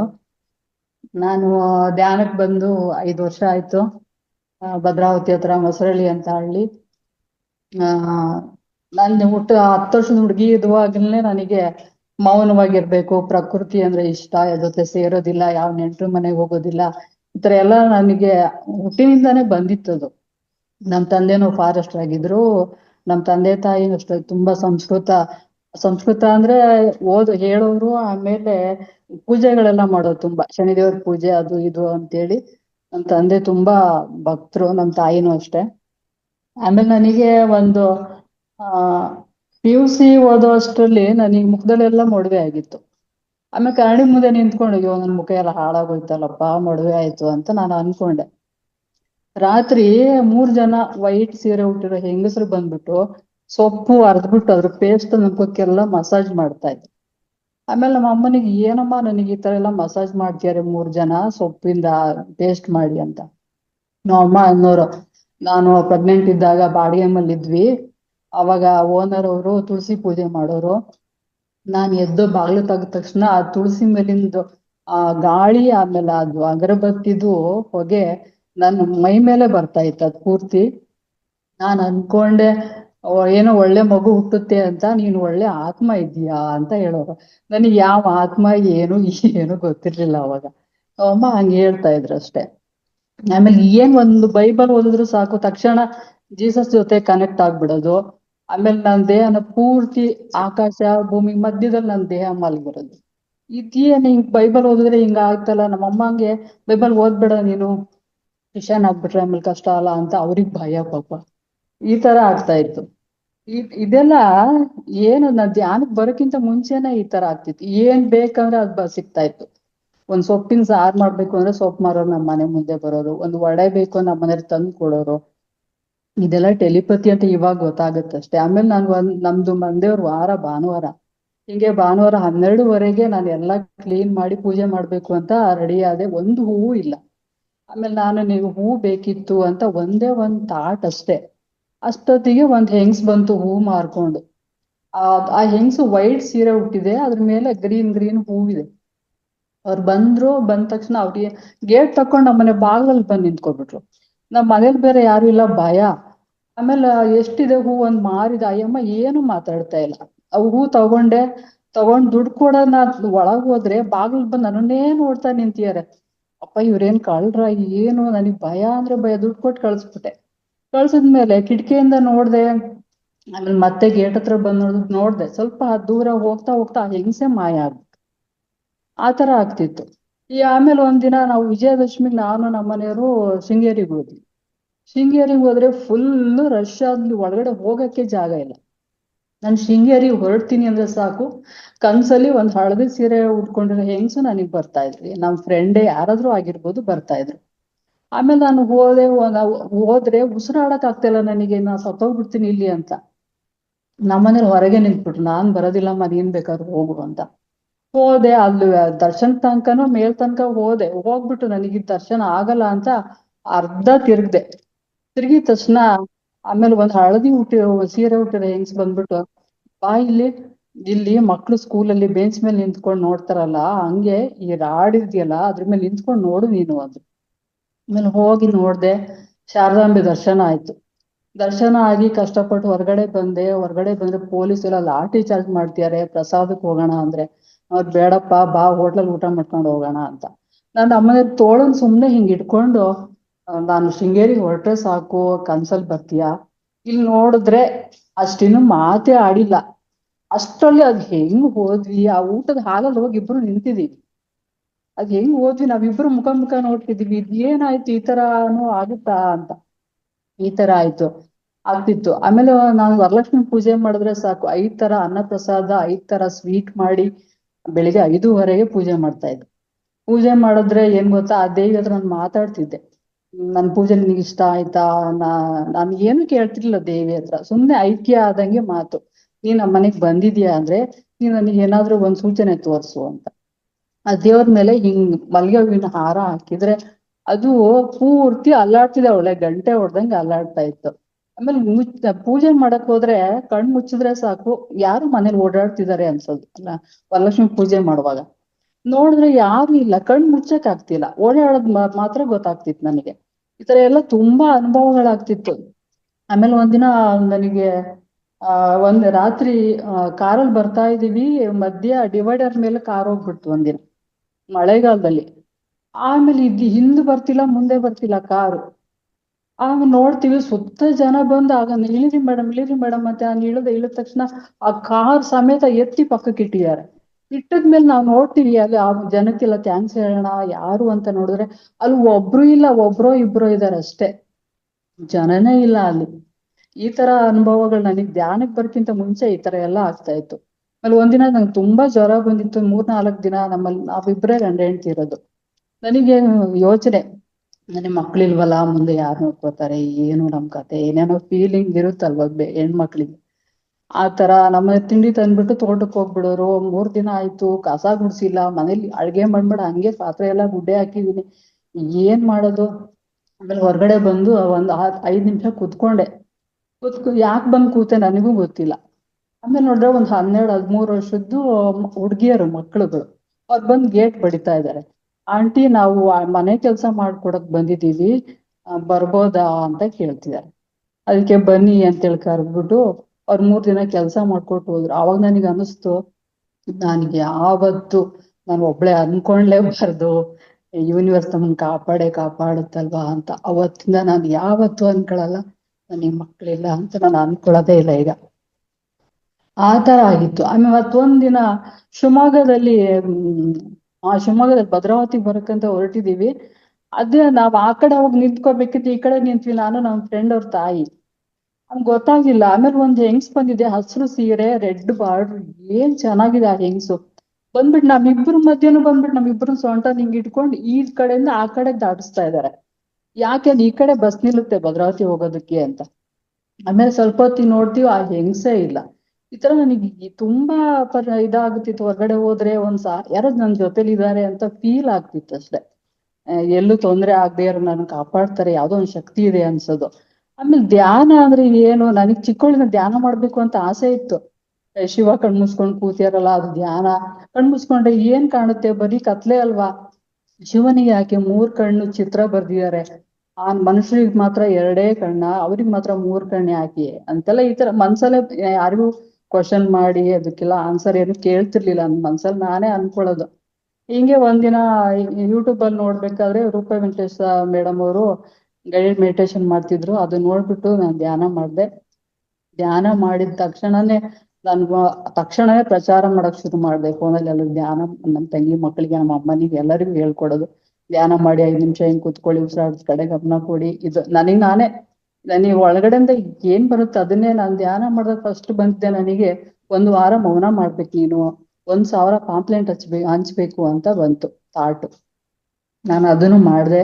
ಮಾಡಿದ್ಮೇಲೆ PMC ಕನ್ನಡಕ್ಕೆ ಫೋನ್ ಮಾಡಿದೆ. ಆಮೇಲೆ ಭದ್ರಾವತಿ ಯಾರಿದ್ದಾರೆ ಅಂತ ಶುಭಾ ಮೇಡಮ್ ಅವ್ರ ನಂಬರ್ ಕೊಟ್ಟು ಅವ್ರನ್ನ ಮೀಟ್ ಮಾಡಿದ್ಮೇಲೆ, ನಿಮ್ ಜೀವನದ ಪರ್ಪಸ್ಸೇ ಈ ತರ ಇದೆ, ಜ್ಯೋತಿ ಅಂದ್ರೆ ಜ್ಯೋತಿ ಬೆಳಗ್ಬೇಕು, ನೀವು ಯಾಕೆ ಕೊರಗ್ತೀರಾ, ನೀವು ಬಂದಿರೋದೇ ಬೇರೆ ಉದ್ದೇಶಕ್ಕೆ ಅಂತೆಲ್ಲ ಹೇಳಿದ್ಮೇಲೆ ನನಗೆ 24 ವರ್ಷದಿಂದ ಇದ್ದಿದ್ದ ಚಿಂತೆ ಎಲ್ಲ ಪರಿಹಾರ ಮಾಡ್ಕೊಟ್ರು ಅವ್ರು. ಈ ತರ ಧ್ಯಾನಕ್ಕೆ ಬಂದ್ಮೇಲೆ ನನಗೆ ತುಂಬಾ ಏನ್ ಗೊತ್ತಾ, ಕಣ್ಣು ಮುಚ್ಚಿದ್ರೆ ಸಾಕು, ಈ ಟಿವಿಲಿ ಧಾರಾವಾಹಿ ಫಿಲ್ಮ್ಗಳು ನೋಡ್ದಂಗೆ ನನಗೆ ಕಾಣ್ತಿತ್ತು. ನನ್ಗೆ ಏನ್ ಈ ತರ ಎಲ್ಲ ಕಾಣುತ್ತೆ. ನಾನು ನಾನ್ ವೆಜ್ ತುಂಬಾ ಇಷ್ಟಪಟ್ಟು ತಿಂತಾ ಇದ್ದೆ. ಆಮೇಲೆ ನೋಡಿದ್ರೆ ಧ್ಯಾನದಲ್ಲಿ ಬರೀ ಕೋಳಿ ಮೀನುಗಳೇ ಕಾಣ್ತಾ ಇದಾವೆ. ಏನಪ್ಪಾ ಇಷ್ಟೊಂದು ಇವರೆಲ್ಲ, ಅಯ್ಯೋ ಸಾರಿ ಅಪ್ಪ, ತಪ್ಪಾಯ್ತು, ನಾನಿಲ್ಲಿ ತಿನ್ನಲ್ಲ, ಎಷ್ಟು ಹಿಂಸೆ ಕೊಟ್ಟಿದ್ದೀನಲ್ವಾ ಅಂತ ನಾನು ಕೈ ಮುಗಿದು ಅವರಿಗೆ ಬೇಡ್ಕೊಂಡೆ. ಈ ತರ ಎಲ್ಲಾ ಅನುಭವಗಳಾಯ್ತು. ಆಮೇಲೆ ಒಂದಿನ ಸುಮ್ಮನೆ ಕುತ್ಕೊಂಡಿದ್ದೆ. ನನಗನ್ಸೋದು ನನ್ನ ಆತ್ಮ ಹೆಂಗಿದೆ, ಆತ್ಮ ಅಂದ್ರೆ ಏನು ಅಂತ ನಾನೇ ಕುತ್ಕೊಂಡ್ರೆ ಮೈಯೆಲ್ಲ ಬಿಸಿ ಆಗ್ತಾ ಇದೆ. ಏನಾಗ್ತಿದೆ. ಆಮೇಲೆ ಅಯ್ಯಪ್ಪ ಪಿಂಡಿ ಸರ್ ಬಂದ್ಬಿಟ್ಟು ಎದ್ರುಬೇಡ, ಅದೇನ್ ಬರುತ್ತೆ ಫೇಸ್ ಮಾಡು, ನೋಡು ಅಂತ. ಆ ಸುರಂಗದೊಳಗೆ ಹೋಗಿ ಹೋದಂಗ ಆಗ್ತಾ ಇದೆ. ಆಮೇಲೆ ಫುಲ್ ವೈಟ್ ಲೈಟ್ ಕಾಣ್ತಾ ಇದೆ. ಆ ಲೈಟ್ ಸುತ್ತಾ ಇದೆ, ರೊಟೇಟ್ ಆಗ್ತಾನೆ ಇದೆ. ಆ ತರ ಆತ್ಮ ಅಂದ್ರೆ ಈ ತರ ವೈಟ್ ಲೈಟ್ ಇದು ಬೆಳಕು ಅಂತ ನನಗೆ ನಾನು ಯಾರಿಗೂ ಆನ್ಸರ್ ಕ್ವಶನ್ ಏನು ಕೇಳ್ತಿರ್ಲಿಲ್ಲ. ಈ ತರ ನಾನೇ ನೋಡಿ ತಿಳ್ಕೊತಿದ್ದೆ. ಆಮೇಲೆ ಒಂದು ಲಾರಿ ಫುಲ್ ಮೊಟ್ಟೆ ತರ ಅದು ತೊಗ್ಲು ಇದೆ, ಅದ್ರ ಮೇಲೆ ಶೈನಿಂಗೇ ಇಲ್ಲ. ಇದೇನ್ ಈ ತರ ಕಾಣ್ತಿದೆ, ಯಾರ್ ನೀವು ಅಂತ ನಾನು ಕೇಳಿದ್ರೆ, ನಾವು ನಿಮ್ ತಂದೆ ತಲೆಮಾರಿನ ಆತ್ಮಗಳು ನಾವೆಲ್ಲ ಅಂತ ಅವ್ರು ಹೇಳ್ತಾ ಇದ್ದಾರೆ. ನಾನು ಅದಕ್ಕೆ ಏನ್ ಮಾಡ್ಬೇಕು ಅಂತ ಗೊತ್ತಿಲ್ಲ, ಸುಮ್ನೆ ನೋಡ್ತಾ ಇದ್ದೀನಿ. ಆಮೇಲೆ ಆಕಾಶದಿಂದ ಒಂಥರ ವೈಟ್ ಮಿಂಚು ಬಂತು, ದಾರಿ ತರ ಆಯ್ತು. ಇದು ಒಂದೊಂದೇ ಮೊಟ್ಟೆಗಳು ಮೇಲಕ್ಕೆ ಹೋಗ್ತಾನೇ ಇದೆ. ನಾನು ಇಷ್ಟೊಂದು ಹೆಂಗ್ ಕಳ್ಸೋದಪ್ಪ ನಿಮ್ಮನ್ನ ಅಂದ್ರೆ, ಕಟಕ ಅಂತ ಮೇಲೆ ಹೋಗ್ತಾ ಇದೆ. ಅದು ನೋಡಿ ನನ್ನ ಆತ್ಮದ ಬೆಳಕಿಗೋಸ್ಕರ ಅದು ಎಷ್ಟು ವರ್ಷದಿಂದ ಕಾಯ್ತಾ ಇತ್ತೋ ಏನೋ, ಅಷ್ಟು ಆತ್ಮಗಳು ಒಂಥರ ಮುಕ್ತಿ ಹೊಂದಾಗೆ ಆಯ್ತು. ಅದು ಒಂಥರ ಖುಷಿ ಆಯ್ತು. ಆಮೇಲೆ ನನ್ನ ತಮ್ಮ 32 ವರ್ಷಕ್ಕೆ ಅವ್ನು ತೀರೋದ್ಮೇಲೆ ನನ್ನ ತಂದೆ ತಾಯಿ ತುಂಬಾ, ಒಬ್ಬನೇ ಮಗ ಇದ್ವಿ, 3 ಜನ ಹೆಣ್ಮಕ್ಳು, ನಾವು ಒಬ್ಬನೇ ತಮ್ಮ. ಅವನ್ ತೀರೋದ್ಮೇಲೆ ನಮ್ಮ ತಂದೆ ತಾಯಿ ತುಂಬಾ ನೊಂದ್ಕೊಂಡ್ರು. ನಮ್ಮ ತಂದೆ ಕ್ಯಾನ್ಸರ್ ಬಂದು ತೀರೋದು. ನಮ್ಮ ತಂದೆ ಹೋದ್ಮೇಲೆ ನಮ್ಮ ಅಮ್ಮ ಒಂಟಿ ಆಗ್ಬಿಟ್ರು. ನಮ್ಮಮ್ಮ ಒಂಟಿ ಆದ್ಮೇಲೆ ನಮ್ಮಮ್ಮ ನೋಡಕ್ ಹೋಗ್ತಾ ಇದ್ದೆ. ಹೋಗಿ ಬರುವಾಗ 1/4 ಬಾಗ್ಲು ಹಾಕಿತ್ತು, ನಮ್ಮಮ್ಮ ಮಲಗ್ಬಿಟ್ಟಿದ್ರು. 2 ವರ್ಷ ಇದ್ರು ಅಷ್ಟೇ ನಮ್ಮ ತಂದೆ ಹೋದ್ಮೇಲೆ. ಬಾಗ್ಲು ತಳ್ಳಿದ ತಕ್ಷಣ ಒಂದ್ ಎತ್ತರಕ್ಕಿರೋದು ನೆರಳು, ಅದು ನಾನ್ ನೋಡಿ ಓಡ್ತಾ ಇದ್ದೆ. ನಾನು ಯಾರಂತ ಅದ್ರಿಂದ ನಾನು ಓಡ್ತಾ ಇದ್ದೀನಿ. ನೋಡಿದ್ರೆ ಆಮೇಲೆ ನನಗೆ ಗೊತ್ತಾಯ್ತು, ಎತ್ತರಕ್ಕಿದೆಯಲ್ಲ ನಮ್ ತಂದೆನೇ ಇದು, ಇವ್ರೆಲ್ಲ ಇದಾರ. ತುಂಬಾ ಅನ್ಯೂನ್ಯವಾಗಿದ್ದವ್ರು ಗಂಡ ಹೆಂಡತಿ ಅವರು. ಒಂದೇ ಸರಿ ದೂರ ಆದ ತಕ್ಷಣ ಅವ್ರು ಬಿಟ್ಟು ಹೋಗಕ್ಕೆ ಆಗಿಲ್ಲ. ನಮ್ಮ ಅಮ್ಮನೂ ಅಷ್ಟೇ, ಎಷ್ಟು ಪೂಜೆ ಪುನಸ್ಕಾರ ಅಂದ್ರೆ ಅವ್ರು ಹೋಗುವಾಗಲೂ ಅಷ್ಟೇ ಆ ಲೋಕ ನೋಡಿ ನಮಗೆ ಓಪನ್ ಕಣ್ಣಿಂದ ಹೇಳೋರು, ಶಿವ ಹೋಗ್ತಾ ಇದ್ದಾರೆ, ಅವ್ರಿಂದ ಎಷ್ಟೋ ಜನ ಇದ್ದಾರೆ, ನನ್ ಕಡೆ ಅವ್ರು ನೋಡ್ತಾ ಇಲ್ವಲ್ಲ, ನಾನು ಹೋಗೋಣ ಅಂದ್ರೆ ನಾನ್ ಶಿವನಿಗೆ ಹೇಳ್ದೆ, ನಮ್ ಮಕ್ಳಿಗೆಲ್ಲ ಒಳ್ಳೇದ್ ಮಾಡಂತ ಕೈ ಮುಗ್ದೆ ಅಂತ ಹೇಳೋದು. ಆಮೇಲೆ ನಮ್ ತಂದೆ ನಮ್ಮ ಯಜಮಾನ್ರು ಬಂದಿದ್ದಾರೆ, ನೀನ್ ಹೆದರ್ಬೇಡ ಅಂತಿದ್ದಾರೆ ಅಂತೇಳಿ. ಆಮೇಲೆ ಸಾಯುವಾಗ್ಲೂ ಅಷ್ಟೇ ಅವರು ಮಹಾವಿಷ್ಣು ದರ್ಶನ ಆಗ್ತಾ ಇದೆ, ಅವ್ರು ಕರಿತಾ ಇದಾರಪ್ಪ ನಾನು ಹೊರಟೋಗ್ತೀನಿ ಅಂತ ನಮಗೆಲ್ಲ ಹೇಳಿ, ಸರಿ ಹೋಗ್ಲಾ ಅಂತ ಕೇಳ್ಬಿಟ್ಟು ಆಮೇಲೆ ಅವ್ರು ಹೋದ್ರು. ನಾವು ಅದನ್ನ ನೋಡ್ಬಿಟ್ಟು ಇದು ಈ ತರನು ಸಾಯ್ತಾರ ಜನ ಅನ್ಸ್ತಾ ಇತ್ತು. ನಮ್ಮಮ್ಮ ಅವ್ರ ಮಗಳಾಗ ನಾನು ಹುಟ್ಟಿದೀನಿ ಅಂದ್ರೆ ನನಗೆ ಅದೇ ಒಂದು ಹೆಮ್ಮೆ ಅನ್ಸುತ್ತೆ. ವಾ, ಈ ತರನು ಸಾಯೋದ್, ಎಷ್ಟೋ ಜನ ವಯಸ್ಸಾದ್ರು ಸಾಯೋದೇ ಇಲ್ಲ ಪಾಪ, ಅಲ್ಲೇ ಮಲಗಿ ನರಳಾಡಿ ಜೀವನೇ ಹೋಗೋದಿಲ್ಲ. ಇವ್ರು ಈ ತರ ಮಾತಾಡ್ತಾ ತುಳಸಿ ಎಲ್ಲ ಕೈಯಲ್ಲಿ ಇಟ್ಕೊಂಡು ಪೂಜೆ ಮಾಡಕ್ ನನ್ ತಂಗಿ ನಿಂತಿದ್ದಾಳೆ, ಆವಾಗ್ಲೇ ನಮ್ಮಮ್ಮ ತೀರೋದ್ರು. ಆ ತರ ಆಯ್ತು. ಈ ತರ ಎಲ್ಲ ಅನುಭವಗಳು ತುಂಬಾ ಆಗ್ತಾನೆ ಇದೆ. ಆದ್ರೆ ನನಗೆ ಅನ್ಸೋದು, ನನಗೆ ಇವಾಗ ಅನ್ಸೋದು ಏನಂದ್ರೆ, ನಾನ್ ಯಾಕೆ ಬಂದಿದ್ದೀನಿ, ನನ್ ಕೆಲ್ಸ ಏನು, ಇದೇ ನನ್ ತಲೆಯಲ್ಲಿ ಓಡ್ತಾನೆ ಇರುತ್ತೆ. ಆಮೇಲೆ ಒಂದಿನ ಕಡ್ತಾಲ್ಗೆ ಹೋಗ್ಬೇಕು ಅಂತ ನಂಗೆ ತುಂಬಾ ಆಸೆ ಆಯ್ತು. ನಮ್ಮೂರೆಲ್ಲ ಮಂಡಲ ಧ್ಯಾನ ಎಲ್ಲ ಮಾಡಿದ್ಮೇಲೆ ಕಡ್ತಾಲಿಗೆ ಹೋಗೋಣ ಅಂತೆಲ್ಲ ಹೊರಟ್ರೆ ನಮ್ಮನೇಲಿ ಕಳಿಸ್ತಾನೆ ಇಲ್ಲ. ಬೇಡ, ಏನಕ್ಕೆ ಹೋಗ್ತೀಯಾ, ಏನು ಸ್ವರ್ಗಕ್ಕೆ ಹೋಗ್ತೀಯಾ, ಮನೇಲಿ ಧ್ಯಾನ ಮಾಡು ಸಾಕು ಅಂತ ಭಯಕ್ ಶುರು ಮಾಡೋದು. ಏನ್ ಮಾಡೋದಪ್ಪ. ಆಮೇಲೆ ನನಗೆ ಹೋಗ್ಲೇಬೇಕು ಅಂತ ಕನ್ಸಲ್ಲಿ ಒಂದು ಟ್ಯಾಬ್ಲೋ ಬಂದಿದೆ, ಪತ್ರಿಜಿ ಹೋದು ನಮ್ಮ ಮನೆ ಮುಂದೆ ದೊಡ್ಡದಾಗಿ ಜನ ಎಲ್ಲ ಹಿಂದೆ ಬರ್ತಿದ್ದಾರೆ, ಅವ್ರು ಬಂದು ನನಗ್ ಕರಿತಾ ಇದ್ದಾರೆ, ನಾನು ಓಡೋಕ್ ಪತ್ರಿಜಿ ಕಾಲ್ ಇಟ್ಕೊಂತಿದ್ದೀನಿ, ನಾನು ಬರ್ಬೇಕು ಕಡ್ತಾಲ್ಗೆ ಅಂತೇಳಿ. ಹಿಂಗೆಲ್ಲ ಆಯ್ತು. ಆಮೇಲೆ ಬೆಳಿಗ್ಗೆ ನಮ್ಮ ಮನೆಯವ್ರಿಗೆ ಏನಾದಾಗ್ಲಪ್ಪ ಇದೊಂದ್ಸರಿ ಫೈನಲ್ ಕೇಳ್ಬಿಡೋಣ ಅಂತೇಳಿ, ಇದೊಂದ್ಸರಿ ಹೋಗ್ತೀನಿ ನನಗ್ ಕಳ್ಸ್ಕೊಡಿ ಅಂತ ಹೇಳ್ದೆ. ಅದಕ್ಕೆ ಸರಿ ಹೋಗು ಅಂತ ಅಂದ್ರು. ಅಯ್ಯೋ, ಅದಂತೂ ತುಂಬಾ ಖುಷಿ ಆಯ್ತು. ಈ ತರ ಕಡ್ತಾಲ್ಗೂ ಹೋಗ್ ಬಂದ್ಮೇಲೆ ಆಮೇಲೆ ನಾವು ಪಿರಮಿಡ್ ಕಟ್ಬೇಕು ಅಂತಾನು ನಮ್ ಮನ್ಸಲ್ಲಿತ್ತು. ನೀ ಕಟ್ಬೇಕು ಅಂತ ಇದೀನಿ ಈಗ, ಕಟ್ಬೇಕು. ನಾನು ನಮ್ಮ ಫ್ರೆಂಡ್ ಅವ್ರು ಸುಮ್ನೆ ಮಾತಾಡ್ತಾ ವಾಕ್ ಹೋಗ್ತಿದ್ದೀವಿ, ನಾವು ಪಿರಮಿಡ್ ಕಟ್ಟೋಣ, ಸುಮ್ನೆ ಟೈಮ್ ವೇಸ್ಟ್ ಆಗ್ತಿದೆ, ನಮ್ ಕೈಲಾಗಿದ್ ನಾವು ಬೇಗ ಬೇಗ ಮಾಡಿ ಮುಗಿಸ್ಬೇಕಪ್ಪ ಅಂತೆಲ್ಲ ಅನ್ಕೊಂತಿದೀವಿ. ಅನ್ಕೊಂಡ ತಕ್ಷಣ ಬೇಸಿಗೆಯಲ್ಲಿ ಏನ್ ಚೆನ್ನಾಗ್ ತುಂತುರು ಮಳೆ ಮಳೆ ಮಳೆ ಬರ್ತಾ ಇದೆ. ನಮ್ಮನೆಗ್ ಬರೋವರೆಗೂ ಅವ್ರ ಮನೆಗ್ ಹೋಗೋವರೆಗೂ ಮಳೆ ಬಂದಿದೆ. ಅದೊಂದು ನನಗ್ ತುಂಬಾ ಖುಷಿ ಆಯ್ತು. ಅಯ್ಯೋ, ಯೂನಿವರ್ಸಿಟಿ ನಾವೇನಾದ್ರು ಮಾಡ್ಬೇಕು ಅಂದ್ರೆ ಅದ್ ಯಾವ ತರ ನಮಗೆ ಹೆಲ್ಪ್ ಮಾಡುತ್ತಲ್ವಾ. ಪ್ರಕೃತಿ ಅನ್ನೋದು ನಮ್ ಜೊತೆಗೆ ಅದು ಒಂದಾಗೆ ಇರುತ್ತದು, ನಮಗ್ ಗೊತ್ತಾಗಲ್ಲ ಅಷ್ಟೇ. ಇದನ್ನ ಅಬ್ಸರ್ವ್ ಮಾಡೋ ಶಕ್ತಿ ನಮಗೆ ಇರ್ಬೇಕು ಅಂತ ಅನಿಸ್ತು. ಆಮೇಲೆ ಒಂದಿನ ಒಂದು ಬಿಂದಿಗೆಯಲ್ಲಿ ಒಂದ್ ಕಾಲ್ ಭಾಗ ನೀರಿತ್ತು, ಅದು ಇದಕ್ಕಿದಂಗೆ ರೊಟೇಟ್ ಆಗಕ್ ಶುರುವಾಯ್ತು ಅದು ಬಿಂದಿಗೆ. ಆಮೇಲೆ ನಮ್ಮ ಅದ್ರ ಒಳಗಡೆ ಏನೋ ಇರ್ಬೋದು, ಅದಕ್ಕೆ ಸುತ್ತಾ ಇದೆ ಅಂತ ಅಂದ್ರು. ನಾನು ಈ ಗಂಗಾ ಮಾತೆ ಏನಮ್ಮ ಇದು ಅಂತೆಲ್ಲ ನೋಡ್ತಾ ಇದ್ದೀನಿ. ಮಾತಾಡ್ತಿದ್ರೆ ಅದು ಇನ್ನೂ ನಾನು ಮಾತಾಡ್ದಂಗೆ ಇನ್ನೂ ಜೋರಾಗೆ ಸುತ್ತಾ ಇದೆ. ಆಮೇಲೆ ನಾನು ವಿಡಿಯೋ ಮಾಡೋಣ ಅಂತ ಮೊಬೈಲ್ ತಗೊಂಡ ತಕ್ಷಣ ಅದು ಸ್ಟಾಪ್ ಆಗೋಯ್ತು. ನಿನಗ್ ಕೊಟ್ರ ಅನುಭವ ಇದು, ನಿನ್ನ ಅನುಭವ ಇದು ಅಂತೇಳಿ ಬಂತು. ಹೌದಲ್ವಾ ಅಂತ ಅನ್ಕೊಂಡೆ. ಒಂದಿನ ಟೈಮ್ ಇದೆಯಾ ಮೇಡಮ್? ಇದೆ, ಮಾತಾಡಿ madam. ಇನ್ನೊಂದು 5 ನಿಮಿಷ, ಇದೆಯಾ? ಇನ್ನೊಂದು 5-10 ನಿಮಿಷ ಮಾತಾಡಿ. ಹಾ ಕ್ವಶನ್ ಕಡಿಮೆ ಇರುತ್ತೆ ಇವತ್ತು ಅನ್ಕೋತೀನಿ. ಹಾ. ಮಾತಾಡಿ ಮೇಡಮ್. ಒಂದಿನ ನಂಗೆ ಜ್ವರ ಬಂದಿತ್ತು, ಕುತ್ಕೊಂಡು ನಮ್ಮ ಅಪ್ಪ ಅಮ್ಮನ ನೆನ್ಪ್ ಮಾಡ್ಕೊಂಡು ಅಳ್ತಾ ಇದ್ದೆ. ನಿಮ್ಮ ಹತ್ರ ನಾನು ಮಾತಾಡ್ಬೇಕು ಅಂತೇಳಿ. ಹಿಂಗೆ ಅಳ್ತಾ ಇರ್ಬೇಕಾದ್ರೆ ರಾತ್ರಿ ಉಪವಾಸ ಹಂಗೆ ಮಲಗಿದ್ರೆ ನನಗೆ 11:30 ನನ್ನ ಫ್ರೆಂಡು ಒಂದ್ ತಟ್ಟೆಯಲ್ಲಿ ಪುಳಿಯೋಗರೆ, ಆಮೇಲೆ ನೀರು, ಪಾಯಸ ಇಷ್ಟನ್ನು ಕೊಟ್ಟು ಕಳ್ಸಿದ್ದಾರೆ. ನಮ್ ಊರಲ್ಲಿ ಸೀತಾರಾಮನ್ ದೇವಸ್ಥಾನ ಇದೆ, ಅಲ್ಲಿಂದ ಕೊಟ್ಟು ಕಳ್ಸಿದ್ದಾರೆ. ಆಮೇಲೆ ಅಯ್ಯೋ, ದೇವಸ್ಥಾನದ ಪ್ರಸಾದ ಬಂದಿದೆ ಅಂತ ಹಿಂಗ್ ಇಟ್ಕೊಂಡ ತಕ್ಷಣ ಅದ್ ಏನೋ ಟೆಲಿಪತಿನ ಏನ್ ಎನರ್ಜಿನೋ ನನಗೆ ಗೊತ್ತಿಲ್ಲ, ಏಳು ಏಳು ಏಳು ಅಂತ ಮನ್ಸಲ್ಲಿ ಬರ್ತಾ ಇದೆ, ಎದ್ದು ನೀರ್ ಕುಡಿ ಅಂತ. ನಾನು ಹಂಗೆ ಮಲಗ್ತಾ ಇದ್ದೀನಿ. ಇಲ್ಲ, ಎದ್ದೇಳು, ನೀರ್ ಕುಡಿ, ನೀನು ಅಳ್ತಾ ಇದ್ದೆ ಅಲ್ವಾ, ಅಪ್ಪ ಅಮ್ಮ ಬೇಕು ಅಂತ ನಾನೇ ಬಂದಿದ್ದೀನಿ ಅಂತ ಸೀತಾಮಾತೆ ನನ್ನ ಜೊತೆಗೆ ಮಾತಾಡ್ತಿದ್ದಾರೆ. ಆಮೇಲೆ ನಾನು ಎದ್ದು ನೀರ್ ಕುಡ್ದು ಮತ್ತೆ ಮಲಗಿದ ತಕ್ಷಣ ಅವ್ರು ಹೇಳ್ತಿದ್ದಾರೆ, ನೀನ್ ಯಾಕೆ ಅಳ್ತಾ ಇದೀಯಾ, ಅಳ್ಬೇಡ ಅಂತ ಅವ್ರು ಹೆಣ್ಮಕ್ಳು ಯಾವತ್ತೂ ಅಳ್ಬಾರ್ದು ಅಂತ ಅವ್ರು ಹೇಳ್ತಾ ಇದ್ದಾರೆ. ಆಮೇಲೆ ನಾನ್ ಕೇಳ್ದೆ, ನೀವು ನೋಡಿದ್ರೆ ನನಗ್ ಒಂದಿನ ಉಪವಾಸ ಇದ್ದೀನಿ ಅಂತ ನೀವು ಬಂದ್ಬಿಟ್ಟು ನನಗೆ ಊಟ ಕೊಡ್ತಿದ್ದೀರಾ, ನೀವು ರಾವಣ ನಿಮ್ಮನ್ ಕಿಡ್ನಾಪ್ ಮಾಡೋಲ್ಲ ಅವಾಗ ನೀವು ಉಪವಾಸನೇ ಇದ್ರಲ್ಲ ಅಂತ ಕೇಳ್ತಾ ಇದ್ದೀನಿ. ನನಗೆ ಏನೇನ್ ಕೇಳ್ತೀನಿ ನನಗೆ ಗೊತ್ತಿಲ್ಲ ಸೀತೆ ಹತ್ರ. ಆಮೇಲೆ ಅವ್ರು ನಾನ್ ಸಾಧನೆ ಮಾಡಿದೀನಿ, ನೀನ್ ಇವಾಗ ಸಾಧನೆ ಮಾಡ್ತಾ ಇದೀಯಾ, ಸರಿ ಉಪವಾಸ ಇರು ಒಳ್ಳೇದೇ, ಆದ್ರೆ ಎದ್ದು ನೀರ್ ಕುಡಿ ನೀನು ಅಂತ ಅವ್ರು ಹೇಳ್ತಾ ಇದ್ದಾರೆ. ಆಮೇಲೆ ನಾನು ಹೇಳ್ತಾನೆ ಇಲ್ವಲ್ಲ, ಮಲ್ಗೆ ಇದ್ದೆ, ನಿದ್ರೆ ಅಲ್ಲ ಅದು, ಕಣ್ ಮುಚ್ಚಿದೀನಿ ಅಷ್ಟೇ. ಹೇಳಿದ್ ಮಾತೆ ಕೇಳಲ್ವಲ್ಲ ನೀನು, ಎದ್ದೇಳು ನೀರ್ ಕುಡಿ ಅಂತ ಹೇಳ್ತೀಯ. ಆಮೇಲೆ ನಾನು ನೀರ್ ಕುಡ್ದು ಮಲಗಿದ. ಸೀತಾ ಮತ್ತೆ ನಾನು ನನ್ ಜೊತೆ ಮಾತಾಡ್ತಾ ಅಳ್ತಾನೇ ಇದೀನಿ, ಕಣ್ಣೀರು.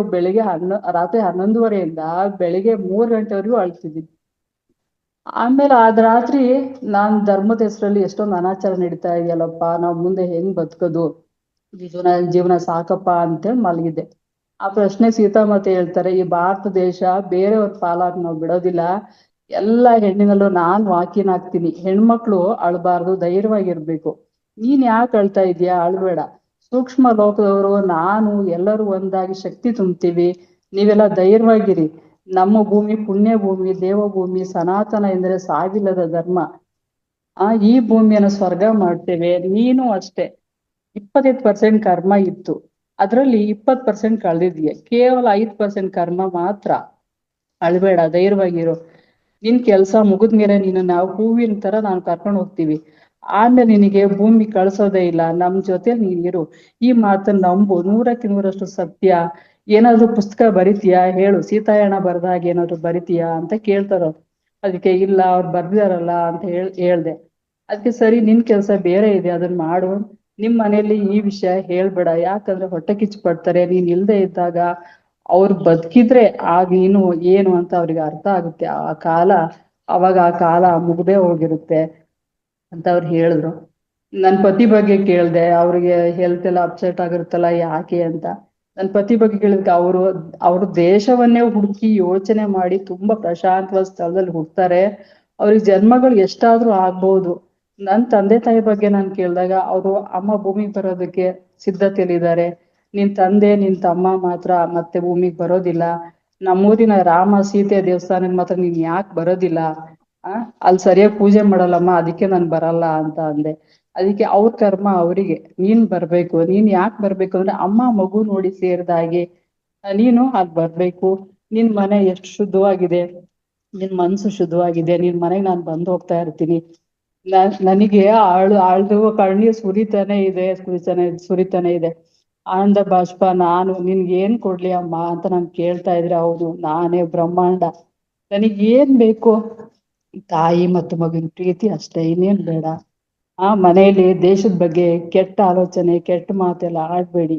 ನಿನಗೆ ಮಾನಸ ಸರೋವರ, ಹಿಮಾಲಯ, ಕೈಲಾಸ ಪರ್ವತ, ವಿಮಾನದಲ್ಲಿ ಹೋಗೋದು ಎಲ್ಲ ನೋಡ್ಬೇಕು ಅಂತ ಅನ್ಸಿದ್ಯಲ್ವಾ, ಬಾ ಅಂತೇಳಿ ಅವ್ರನ್ನು ಕರ್ಕೊಂಡು ಹೋಗ್ತಾರೆ. ಕರ್ಕೊಂಡೋಗಿ ನೀನ್ ಮುಂದೆ ಎಲ್ಲೂ ಹೋಗ್ಬೇಡ, ನಾನೇ ತೋರಿಸ್ತೀನಿ ನೋಡು ಅಂತ ನನ್ನ ಸುರಂಗದೊಳಗೆ ಕರ್ಕೊಂಡು ಹೋಗಿ ಅಲ್ಲಿ ಹಿಮಾಲಯದಲ್ಲಿ ಶಿವ ಧ್ಯಾನ ಮಾಡ್ತಾ ಇದ್ದಾರೆ. ಅಲ್ಲೊಂದು ತೋರಿಸಿದ್ರು, ಶಿವ ತ್ರಿಶೂಲದ ಮೇಲೆ ಕೈ ಇಟ್ಕೊಂಡು ಕೂತಿದ್ರು, ಇದೇ ಕೈಲಾಸ ನೋಡು ಅಂತ ತೋರ್ಸಿದ್ರು. ವಿಮಾನದಲ್ಲಿ ಪ್ರಯಾಣ ಮಾಡ್ಸಿದ್ರು. ಇಲ್ಲಿಗೆ ಬಂದ್ಮೇಲೆ ಎಲ್ಲ ಕಡೆ ಓಡಾಡ್ಬೋದು ನೋಡು, ಸಮಾಧಾನ ಆಯ್ತು ತಾನೆ, ಇನ್ನ ಕೋಪಡಿ ಸರಿ ಇಡ್ಕೊ. ಕೋಪಡಿ ಅಂದ್ರೆ ನಿನ್ ತಲೆ ಸರಿ ಇಟ್ಕೊ, ಇದೇನೋ ಯೋಚನೆ ಮಾಡ್ಬೇಡ. ಈ ತಾಯಿ ಪ್ರೀತಿಗೆ ನನ್ನನ್ನು ನಾನು ಅರ್ಪಿಸ್ಕೊಂಡ್ಬಿಟ್ಟೆ. ನಿನ್ ದಾರಿ ನಿನ್ನದು, ಪ್ರಕೃತಿಯನ್ನು ಪ್ರೀತಿಸು, ಗಿಡಗಳನ್ನ ನೆಡಿ, ಪ್ರಕೃತಿಗೆ ಪ್ರೀತಿಯನ್ನು ತುಂಬಿ ಮನುಷ್ಯ ದೇವರಾಗಿ ಬದುಕಬೇಕು ಅಂತ ಹೇಳ್ತಾರೆ. ನನ್ ಪತಿ ಆರೋಗ್ಯ ಸರಿ ಹೋಗೋ ಪರಿಹಾರ ಹೇಳಿ ಅಂತ ಕೇಳಿದ್ದಕ್ಕೆ ಅವ್ರು ಹೇಳಿದ್ರು, ಅವ್ರ ಕರ್ಮ ಅವ್ರದ್ದು, ನಿನ್ ಕರ್ಮ ನಿನ್ನದು. ಅವ್ರಿಗೆ ಏನ್ ಬೇಕು ಅವ್ರು ಕೇಳಿ, ನಾನು ಕೊಡ್ತೀನಿ. ಅವರೇ ಕೇಳಿದ್ರೆ ಅವರಿಗೆ ನಂಬಿಕೆ ಬರುತ್ತೆ ಅಂತ ಹೇಳಿದ್ರು.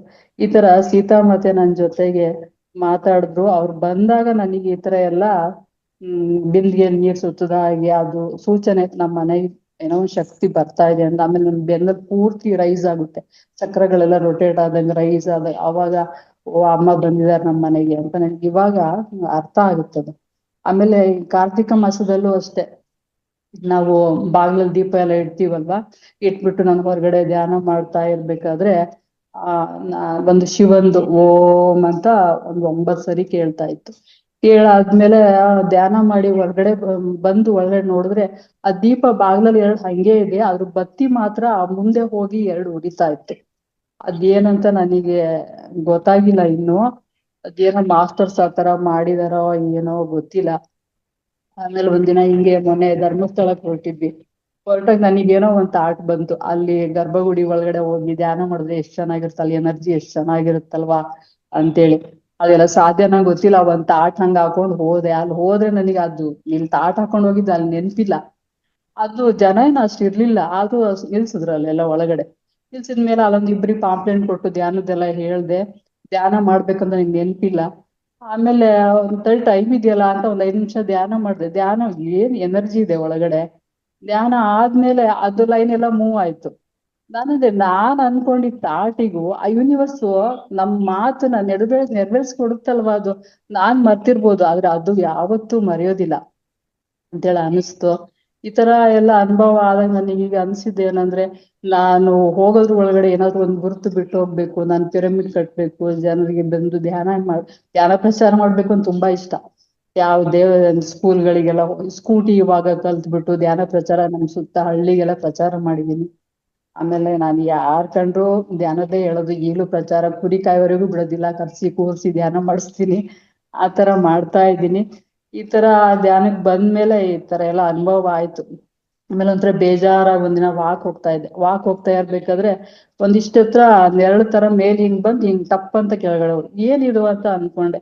ನೋಡು ನೀರ್ ಹೆಂಗಿದೆ ನೋಡು, ಏನೇ ಆದ್ರೂ ಅದ್ ಎಲ್ಲಿ ನುಸ್ಕೊಂಡ್ ಹೋಗ್ತಾ ಇರುತ್ತೆ ಸುಮ್ನೆ. ನೀನ್ ಆ ತರ ಹರಿಯೋ ನೀರ್ ಆಗ್ಬೇಕು, ನಿಂತಿರೋ ನೀರ್ ಯಾವತ್ತು ನೀನ್ ಆಗ್ಬಾರ್ದು ಅಂತೇಳಿ ಅದೊಂದು ಅನುಭವ. ಆಮೇಲೆ ನಮ್ ಮನೆ ಹತ್ರ ಒಂದ್ ಬಿಲ್ವಪತ್ರೆ ಮರ ಇದೆ, ಅದ್ ನಾನೇ ನೆಟ್ಟಿದ್ ಮರ. ಆಮೇಲೆ ನಮ್ಮವ್ರಿಗೆ ಏನೋ ಅಂದ್ರು ಬೇಜಾರಾಗಿ ತಿಂಡಿ ಮಾಡ್ತಾ ಇದ್ದೆ, ಅಳ್ತಾ ಇರ್ಬೇಕಾದ್ರೆ ನನ್ ಕಾಲ್ ಬಂದು ಹಿಂಗ್ ಗಟ್ಟಿ ಹಿಡ್ಕೊಂಡಂಗಾಯ್ತು. ಒಂದ್ ಮಗು ಹಿಡ್ಕೊಂಡ್ರೆ ಹೆಂಗಿರುತ್ತೆ ಹಂಗೆ. ಆಮೇಲೆ ಕೊನೆ ಜನ್ಮ ನಿಭಾಯಿಸಿ ಬಿಡು ಅಂತ ಬಂತು. ಏನಿದು ಯಾರಿದು ನಿಭಾಯಿಸಿ ಬಿಡು ಜನ್ಮ ಅಂತೀಯಲ್ಲ ಅಂತ ನೋಡ್ತಾ ಇದ್ರೆ, ನೋಡು ನೀನು ದೇಹ ಬಿಟ್ಟ ಮೇಲೆ ನಾನು ಒಣಗೋಗ್ತೀನಿ ಅಂತ ಹೇಳ್ತು. ಆಮೇಲೆ ನನಗ್ ಗೊತ್ತಾಯ್ತು ಇದೇ ಬಿಲ್ವಪತ್ರೆ ಮರನೇ ಅಂತ. ಅಮ್ಮ ನನ್ ಜೊತೆ ನೀನ್ ಇದ್ಯಾ, ನನ್ ಮನೆ ಎದುರಿಗೆ ನೀನ್ ಇದ್ಯಲ್ಲ ಅಂತ ಹೇಳ್ದೆ. ಅದಕ್ಕೆ ನಾನು ನಿನ್ನ ಅಮ್ಮ ಅಲ್ಲ, ನಿನ್ ಮಗಳು ನಾನು, ನೀನ್ ನನ್ ನೆಟ್ಟು ಬೆಳೆಸಿದ್ಯಲ್ವಾ, ನಾನೇ ನಿನ್ ಮಗಳು ಅಂತ ಅಲ್ಲಿಗೆ ಸುಂದರಿ ಅಂತ ಹೆಸರು ಕೊಟ್ಟಿದೀನಿ. ಅವಳ ಜೊತೆ ನಾನು ಇವಾಗ್ಲೂ ಜೊತೆಲಿ ಎದುರಿಗೆ ಕಾಣ್ತಾಳವಳು, ಅವಳೇ ನನ್ ಮಗಳ ಜೊತೆಲಿ ಇದ್ದಾಳೆ. ಇಷ್ಟು ನನ್ನ ಅನುಭವಗಳು. ಥ್ಯಾಂಕ್ ಯು ಮೇಡಮ್ ಇಷ್ಟು ಅವಕಾಶ ಮಾಡಿಕೊಟ್ಟಿದ್ದಕ್ಕೆ. ನಿಮ್ಮ ಅನುಭವ ತುಂಬಾ ಚೆನ್ನಾಗಿತ್ತು. ಅಂದ್ರೆ ಏನ್ ಹೇಳ್ಬೇಕು ಅಂತ ನಮಗೆ ಗೊತ್ತಾಗ್ತಾ ಇಲ್ಲ. ಯಾಕೆ ಅಂತಂದ್ರೆ ನೀವ್ ಹೇಳಿದ್ದು ಮೊದ್ಲು ನೀವು ಮಟನ್ ಎಲ್ಲ ಅಷ್ಟೊಂದು ಇಷ್ಟ ಪಡ್ತಿದ್ದೆ ಅಂತೀರಾ. ಮಟನ್ ಎಲ್ಲ ತಿನ್ನೋರು ಧ್ಯಾನಕ್ಕೆ ಬರಕ್ ಕಷ್ಟ ಅಂತಾರೆ. ನಾನೇ ಮೊದ್ಲು ಕ್ವಶನ್ ಕೇಳ್ಕೊತಾ ಇದೀನಿ. ನಿಮ್ಮ ತಂದೆ ತಾಯಿ ಕೂಡ ಆತರ ಇದ್ರ? ಆತರ ಸೋಲ್ ಬರ್ಬೇಕಾದ್ರೆ ಮಟನ್ ತಿನ್ನೋರ್ ಮನೆಗೆ ನೀವು ಹುಟ್ಟಿ ಇಷ್ಟೊಂದೆಲ್ಲ ಸೋಲಾಗ್ಲಿ ಸುಪ್ತ ಮನಸ್ಸಿನಲ್ಲಿ ಇದನ್ನೆಲ್ಲ ಅನ್ಕೊಂಡು ಎಲ್ಲ ದೇವ್ರ ಬಗ್ಗೆ ಎಲ್ಲ ನೆನೆಸ್ಕೊಳ್ಳೋದು, ಆ ದೇವ್ರು ಈ ತರ ಬಂದು ಹೇಳ್ತು, ಇದು ನೀರಲ್ಲಿ ಈ ತರ ಗಂಗೆ ಈ ತರ ಬಂದು ಮಾತಾಡಿತ್ತು, ಸೀತಾಮಾತೆ ಮಾತಾಡಿದ್ದು, ಇದೆಲ್ಲ ಹೇಳ್ತಿರ್ಲ, ಇದೆಲ್ಲ ಹೆಂಗ್ ಸಾಧ್ಯ? ಅದು ಮಟನ್ ತಿನ್ನೋರು ಇಷ್ಟೊಂದು ಧ್ಯಾನ ಆಳವಾಗಿ ಹೋಗಿ ಇದೆಲ್ಲ ಮಾಡಕ್ ಆಗುತ್ತಾ ಅಂತ ನಾನ್ ಇವಾಗ ನನಗೆ ಕ್ವಶನ್ ಹಾಕತ್ತಾ ಇದ್ದೀನಿ ಮೇಡಮ್. ಅಲ್ಲ ಮೇಡಮ್, ಧ್ಯಾನ ಕೂತ್ರೆ ಸಾಕು, ನಮ್ ಬಾಡಿ ಪೂರ್ತಿ ನೆಲದಿಂದ ಹೈಟ್ ಅಲ್ಲಿ ಇರ್ತಿತ್ತು.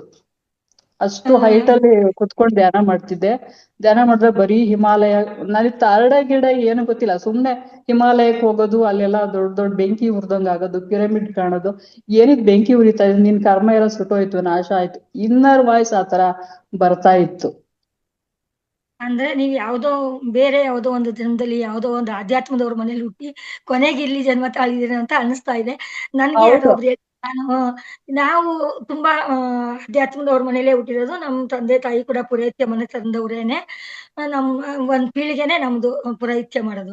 ಇಷ್ಟೆಲ್ಲ ಇದ್ದುಕೊಂಡು ಕೂಡ ನಮ್ಗೆ ಒಂದು ಆಧ್ಯಾತ್ಮದಲ್ಲಿ ಬಂದಿದ್ವಿ. ಮಂತ್ರ ಶ್ಲೋಕ ಇದೆಲ್ಲ ಕರೆಕ್ಟಾಗಿ ಹೇಳ್ತೀನಿ, ಯಾವ ಪೂಜೆ ತುಂಬಾ ಚೆನ್ನಾಗ್ ಮಾಡ್ತೀನಿ. ಬಟ್ ಧ್ಯಾನಕ್ ಬರೋದು ಅಂದ್ರೆ ಸ್ವಲ್ಪ ಕಷ್ಟನೇ ಆಗಿತ್ತು ನೋಡಿ. ಇಷ್ಟು ದಿವಸ ತಗೊಂತು ನಮ್ಗೆ. ನೀವೆಲ್ಲ ಆಗ್ಲೇ ನನ್ಗೆ 68 ವರ್ಷ ಆಯ್ತಾ ಬಂತು. ಈಗ 2 ವರ್ಷದಿಂದ ಈಚೆಗೆ ಧ್ಯಾನದ ಬಗ್ಗೆ. ಅದಕ್ಕೆ ಮೊದ್ಲೇ ಭಜನೆ ಮತ್ತೆ ಎಲ್ಲಾದ್ರೂ ಪೂಜೆಗಳು ಅಂದ್ರೆ ತುಂಬಾ ಹೋಗ್ವೆ. ಭಜನೆ ಹಾಡು ಅಂದ್ರೆ ಎಷ್ಟೊತ್ತಾದ್ರೂ ಕುತ್ಕೊಂಡು 33 ಹಾಡು 1 ಗಂಟೆ ಟೈಮಲ್ಲಿ ಹೇಳ್ಬಿಟ್ಟು ಎದ್ದೇಳ್ಬೇಕು ಅಷ್ಟು ಮಾಡ್ಕೊಂಡು ಮಾಡ್ತಿದ್ದೆ ನಾನು. ಆದ್ರೂ ನೀವ್ ಹೇಳಿದಷ್ಟು ಅನುಭವ ಆಗ್ತಾ ಇಲ್ಲ. ಅದಕ್ಕೆ ನಾನು ಅನ್ಕೊಂಡೆ ಮಟನ್ ತಿನ್ನೋರಿಗೆ ಇಷ್ಟೊಂದೆಲ್ಲ ಆಗುತ್ತೆ, ಇಷ್ಟೊಂದು ತಿಂತಿದ್ದೆ ಅಂತಾರಲ್ಲ, ನಮಗೆ ಯಾಕೆ ಆಗ್ತಾ ಇಲ್ಲ? ನಾವು ಹುಟ್ಟ ಬೆಳೆಯ ಬರೀ ಬಾಳೆಹಣ್ಣು, ಮಾವಿನ ಹಣ್ಣು ಇಂಥ ಹಣ್ಣುಗಳು ತಿನ್ಕೊಂಡು ಅನುಭವ ಬೆಳೆದಿರೋರು. ಬೇಡ ಮೇಡಮ್, ಅನುಭವಕ್ಕೋಸ್ಕರ ಅಲ್ಲ, ಧ್ಯಾನಕ್ಕೋಸ್ಕರ ನಾನು ಮಾಡಿದ್ದು. ನಾನು ಅನುಭವ ಬೇಕು ನಾನು ಯಾವತ್ತೂ ಅನ್ಕೊಂಡೇ ಇಲ್ಲ. ತರಡೆ ಬಗ್ಗೆ ನಾನು ಅದನ್ನ ನೋಡ್ಬೇಕು ಏನು ತಾಟಿಲ್ಲ ನನ್ನಲ್ಲಿ. ಆಮೇಲೆ ಜನ್ಮಗಳನ್ನು ನೋಡ್ಕೊಂಡೆ. ಒಬ್ಬ ಋಷಿ ಪತ್ನಿಯಾಗಿನೂ ನಾನ್ ಜನ್ಮ ಪಟ್ಟಿದ್ದೆ. ಅವ್ರು ತುಂಬಾ ಬ್ಯೂಟಿಫುಲ್ ಆಗಿದ್ರು. ಅವ್ರು ನನಗೂ ಅವರಿಗೂ ಆಗೋದಿಲ್ಲ, ವೈರತ್ವ ಇತ್ತು. ಅವ್ರು ನನ್ ತುಂಬಾ ಪ್ರೀತಿ ಮಾಡ್ತಿದ್ರು. ನಾನು ಅವ್ರನ್ನ ಕಂಡ್ರೇನೆ ಆಗ್ತಿರ್ಲಿಲ್ಲ. ಆ ತರಾನು ಒಂದ್ ಜನ್ಮ ನೋಡ್ದೆ. ನಮ್ಮನೇಲಿ ಒಂದ್ ಜನ್ಮದಲ್ಲೂ ಹೋದ್ ಜನ್ಮದಲ್ಲೂ ಅವರೇ ಆಗಿದ್ರು, ಅಲ್ಲಿ ಸೊಂಟಕ್ ಪೆಟ್ಟಾಗಿ ಅಲ್ಲೇ ಸ್ಪಾಟ್ ಔಟ್ ಆಗಿದ್ರು. ಇವಾಗ್ಲೂ ಅವರೇ ನನ್ಗೆ ಪತಿಯಾಗಿ ಬಂದಿದ್ದಾರೆ. ಅವ್ರಿಗೆ ಇವಾಗ್ಲೂ ಸೊಂಟಕ್ ಪೆಟ್ಟಾಗಿದೆ. ಧ್ಯಾನ ಮಾಡಿಯಪ್ಪ, ಈ ಜನ್ಮದ ಎಲ್ಲಾ ಕ್ಲಿಯರ್ ಮಾಡ್ಕೊಳ್ಳಿ ಅಂದ್ರೆ ಅವ್ರು ಮಾಡಲ್ಲ. ಅದಕ್ಕೆ ಏನು ಮಾಡಕ್ಕಲ್ಲ, ಅವ್ರವ್ರ ಪ್ರಾರಬ್ಧ ಕರ್ಮಗಳು, ನಾವೇನ್ ಮಾಡಕ್ ಆಗೋದಿಲ್ಲ. ಈ ತರ ಎಲ್ಲ ನೀವು ಜನ್ಮಗಳು ಧ್ಯಾನದಲ್ಲಿ ನಮ್ ಇಷ್ಟೊಂದೆಲ್ಲ ಕಾಣ್ಬೋದು, ಇಷ್ಟೊಂದೆಲ್ಲ ಧ್ಯಾನದಲ್ಲಿ ಅನುಭವ ಅಂತ ಹೇಳ್ತಾ ಇದೀರಾ, ಅದಕ್ಕೆ ನನಗೆ ಆಶ್ಚರ್ಯ ಆಯ್ತು. ನಾನೇ ತುಂಬಾ ಟೈಮ್ ತಗೊಂಡಿದ್ದೆ. ಮಾಸ್ಟರ್ಸ್ ನೋಡಿ, ನೀವು ಅವರ ಅನುಭವ ಅಷ್ಟೊಂದು ಹೇಳಿದ್ದಾರೆ, ನಿಮ್ಗೆ ಏನ್ ಅನ್ನಿಸ್ತು? ಅದ್ರ ಬಗ್ಗೆ ಏನಾದ್ರು ಕ್ವಶನ್ ಇದ್ರೆ ಕೇಳಿ. ಜೊತೆಗೆ ಮೇಡಮ್, ನಾನು ಭದ್ರಾವತಿ ಅಂತ ಹೇಳಿದ್ರಲ್ವಾ ನೀವು, ನಾವು ಒಂದ್ಸರಿ 22 ವರ್ಷ 23 ವರ್ಷ ಆಗಿರ್ಬೋದು ಭದ್ರಾವತಿಗೆ ಬಂದಿದ್ದೆ. ನಾವೆಲ್ಲ ಒಟ್ಟಿಗೆ ಬಂದಿದ್ವಿ, ಒಂದು ಗ್ರೂಪ್ ಅಲ್ಲಿ ಭಜನೆಗೋಸ್ಕರನೇ ಬಂದಿದ್ದು. ಭಜನೆನೂ ಜೊತೆಗೆ ಯಾವ್ದೋ ಟೂರ್ ತರ ಬಂದ್ವಿ. ಅಲ್ಲಿ ಒಂದು ಈಶ್ವರಂದು ಒಂದು ದೇವಸ್ಥಾನ ಇದೆ. ಆ ದೇವಸ್ಥಾನ ಪಶ್ಚಿಮ ಮುಖವಾಗಿದೆ ಅಂತ ಹೇಳಿದ್ರು. ನೀವ್ ಹೇಳಿದ ತಕ್ಷಣ, ಭದ್ರಾವತಿ ಅಂದ ತಕ್ಷಣ ನನ್ಗೆ ಅಲ್ಲೇ ಫ್ಲಾಶ್ ಆಯ್ತು ನನಗೆ. ಅದು ಮೀಸೆ ಇರೋ ಈಶ್ವರಂದು ಗುಡಿ. ಅದು ಹಾ ಪಶ್ಚಿಮಕ್ಕೆ ಮುಖ ಹಾಕೊಂಡಿದೆ. ಬೇರೆ ಕಡೆ ಎಲ್ಲ ಆ ತರ ಇರಲ್ಲ, ದಕ್ಷಿಣಕ್ಕಿರುತ್ತೆ ಅಥವಾ ಪೂರ್ವಕ್ಕಿರುತ್ತೆ. ಅಲ್ಲಿ ಹೌದು. ಪಶ್ಚಿಮಕ್ಕೆ ಹಾಕೊಂಡಿರೋಂಥದ್ದು ಇದೆ ಅಂತ ಹೇಳಿದ್ರು. ಅದು ಹೌದಾ? ನಿಮ್ಗೇನಾದ್ರು ಗೊತ್ತಾ ಅದ್ರ ಬಗ್ಗೆ ಅಂತ ನನಗೆ ಗೊತ್ತಿಲ್ಲ ಮೇಡಮ್. ಈಗೆಲ್ಲ ನಾನು ಯಾವ ದೇವಸ್ಥಾನಗಳಿಗೂ ಅಷ್ಟು ಹೋಗಲ್ಲ. ನಾನೊಳಗೆ ನಾನು ಇದ್ದು ಬಿಡ್ತೀನಲ್ವಾ. 5 ವರ್ಷದಿಂದ ನಾನು ಅಷ್ಟು ದೇವ್ರ ಬಗ್ಗೆ, ದೇವಸ್ಥಾನ ಪೂಜೆಗಳು ಏನು ಇಲ್ಲ. ನಾನು ಎಲ್ಲಿ ಕೂತಿರ್ತೀನಿ ಒಂದ್ 2 ನಿಮಿಷ ಹಂಗೆ ಡೀಪ್ ಧ್ಯಾನ ಹೋಗಿರ್ತೀನಿ. ಆಮೇಲೆ ನಿಮ್ದು ನಮ್ಮ ಊಟಕ್ಕೆ ಧ್ಯಾನದಿಂದನೇ ಅಷ್ಟೆಲ್ಲ.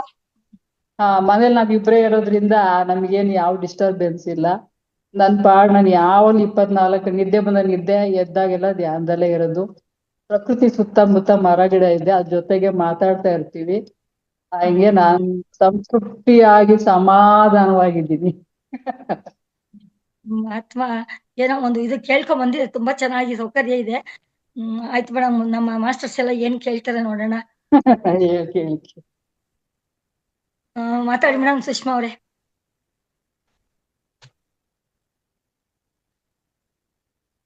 ಸುಷ್ಮಾ ರಾಮಯ್ಯ, ಮಾತಾಡಿ madam.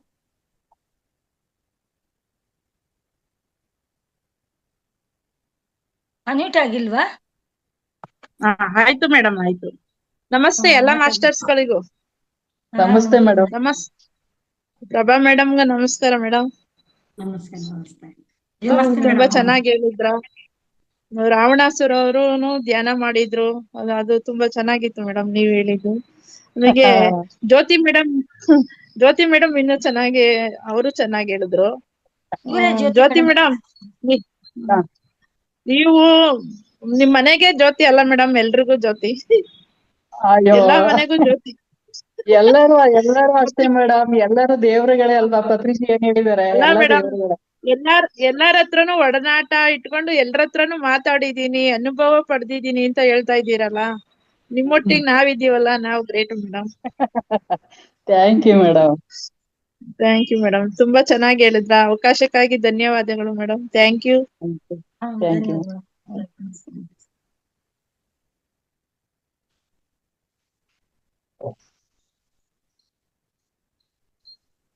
Hello madam. Jyoti madam, ನಮಸ್ತೆ ಮೇಡಮ್. ಎಷ್ಟು ದಿವಸದಿಂದ ಧ್ಯಾನ ಮಾಡ್ತಾ ಇದ್ದು ತಾವು? 5 ವರ್ಷದಿಂದ. 5 ವರ್ಷ. ತುಂಬಾ ಅನುಭವ ಚೆನ್ನಾಗಿದೆ. ತಾವು ಇದೇ ರೀತಿ ಮುಂದುವರಿತೀರಿ ಅಂತ ಅನ್ಕೋತೀನಿ. ಅನುಭವ ಬಹಳ ಮುಖ್ಯ ಅಲ್ಲ ಜೀವನದಲ್ಲಿ. ಹೌದು, ಅಲ್ಲ, ಅದಾಗಿ ಆಗುತ್ತೆ ಮೇಡಮ್. ನಾವೇನು ಧ್ಯಾನದಲ್ಲಿ ಅನುಭವ ಆಗ್ಬೇಕು ಅಂತ ಅನ್ಕೋಬಾರ್ದು. ಧ್ಯಾನ ಮಾಡಿದ್ರೆ ಆಯ್ತು, ಅದು ಬರ್ಬೇಕಾಗಿದ್ ಬಂದೇ ಬರುತ್ತೆ. ಅದ್ರ ಕಡತಾಳಕ್ ಹೋಗಿ ಬಂದಿದ್ದೀರಿ, ಮತ್ತಲ್ಲೇ ನಿಮ್ಮ ಎಲ್ಲಾ ಶೃಂಗೇರಿ ದರ್ಶನ, ಶಾರದಾ, ಮತ್ತೆ ನೀವೇ ದೇವರ ಇದ್ದಂಗ ಆಗಿದೆ ಈಗ. ದೇವ ಸ್ವರೂಪನೇ ಸ್ವತಃ. ಸರಿ ಮೇಡಮ್, ಒಂದು ಕರೆಂಟ್ ಆಯ್ತು ಅಂತ ಅಂದ್ರೆ 1-2 ನಿಮಿಷ ಈ ತರ ಆಗುತ್ತೆ. ಸರಿ. ಪ್ರಭಾ ಮೇಡಮ್ ಅವರು ತುಂಬಾ ಚೆನ್ನಾಗಿ ಮನಸ್ಸಿನ ಬಗ್ಗೆ ಮತ್ತೆ ಮೌನ ಬಗ್ಗೆ ಎಲ್ಲ ಹೇಳಿದ್ರು. ಯಾರು ಇವತ್ತು ಹ್ಯಾಂಡ್ ರೈಸ್ ಯಾರು ಇಲ್ಲ ಮಾಸ್ಟರ್ಸ್? ಯಾರಿಗೂ ಏನು ಡೌಟ್ ಇಲ್ವಾ? ವೇದಾವತಿ ಅವರು ಮಾತಾಡಿ ಮೇಡಮ್. ನಮಸ್ತೆ ನಾಗರತ್ನ ಮೇಡಮ್. ಪ್ರಭಾ ನಮಸ್ತೆ ಮೇಡಮ್ ನಮಸ್ತೆ. ಜ್ಯೋತಿ ನಮಸ್ತೆ. ಮೇಡಮ್ ನಿಮ್ಗೂ ಒಂದು ದೊಡ್ಡ ನಮಸ್ತೆ. ನಮಸ್ಕಾರ ಮೇಡಮ್. ಪ್ರಭಾ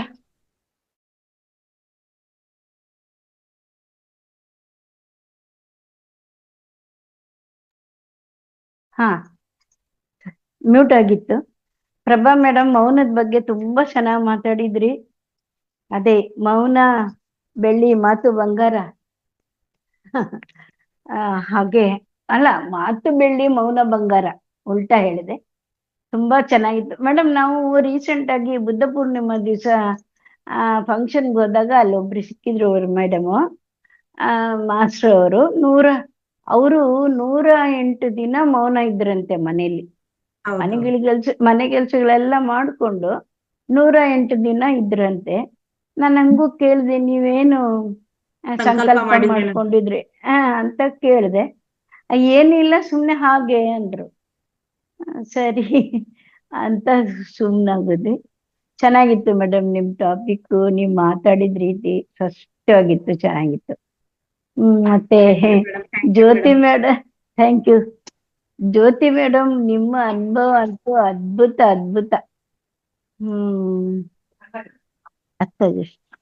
ಅದ್ಭುತ ನಿಮ್ಮ ಅನುಭವ ಮೇಡಮ್. ನನ್ ಸೊಸೆ ಭದ್ರಾವತಿಯವಳೆ.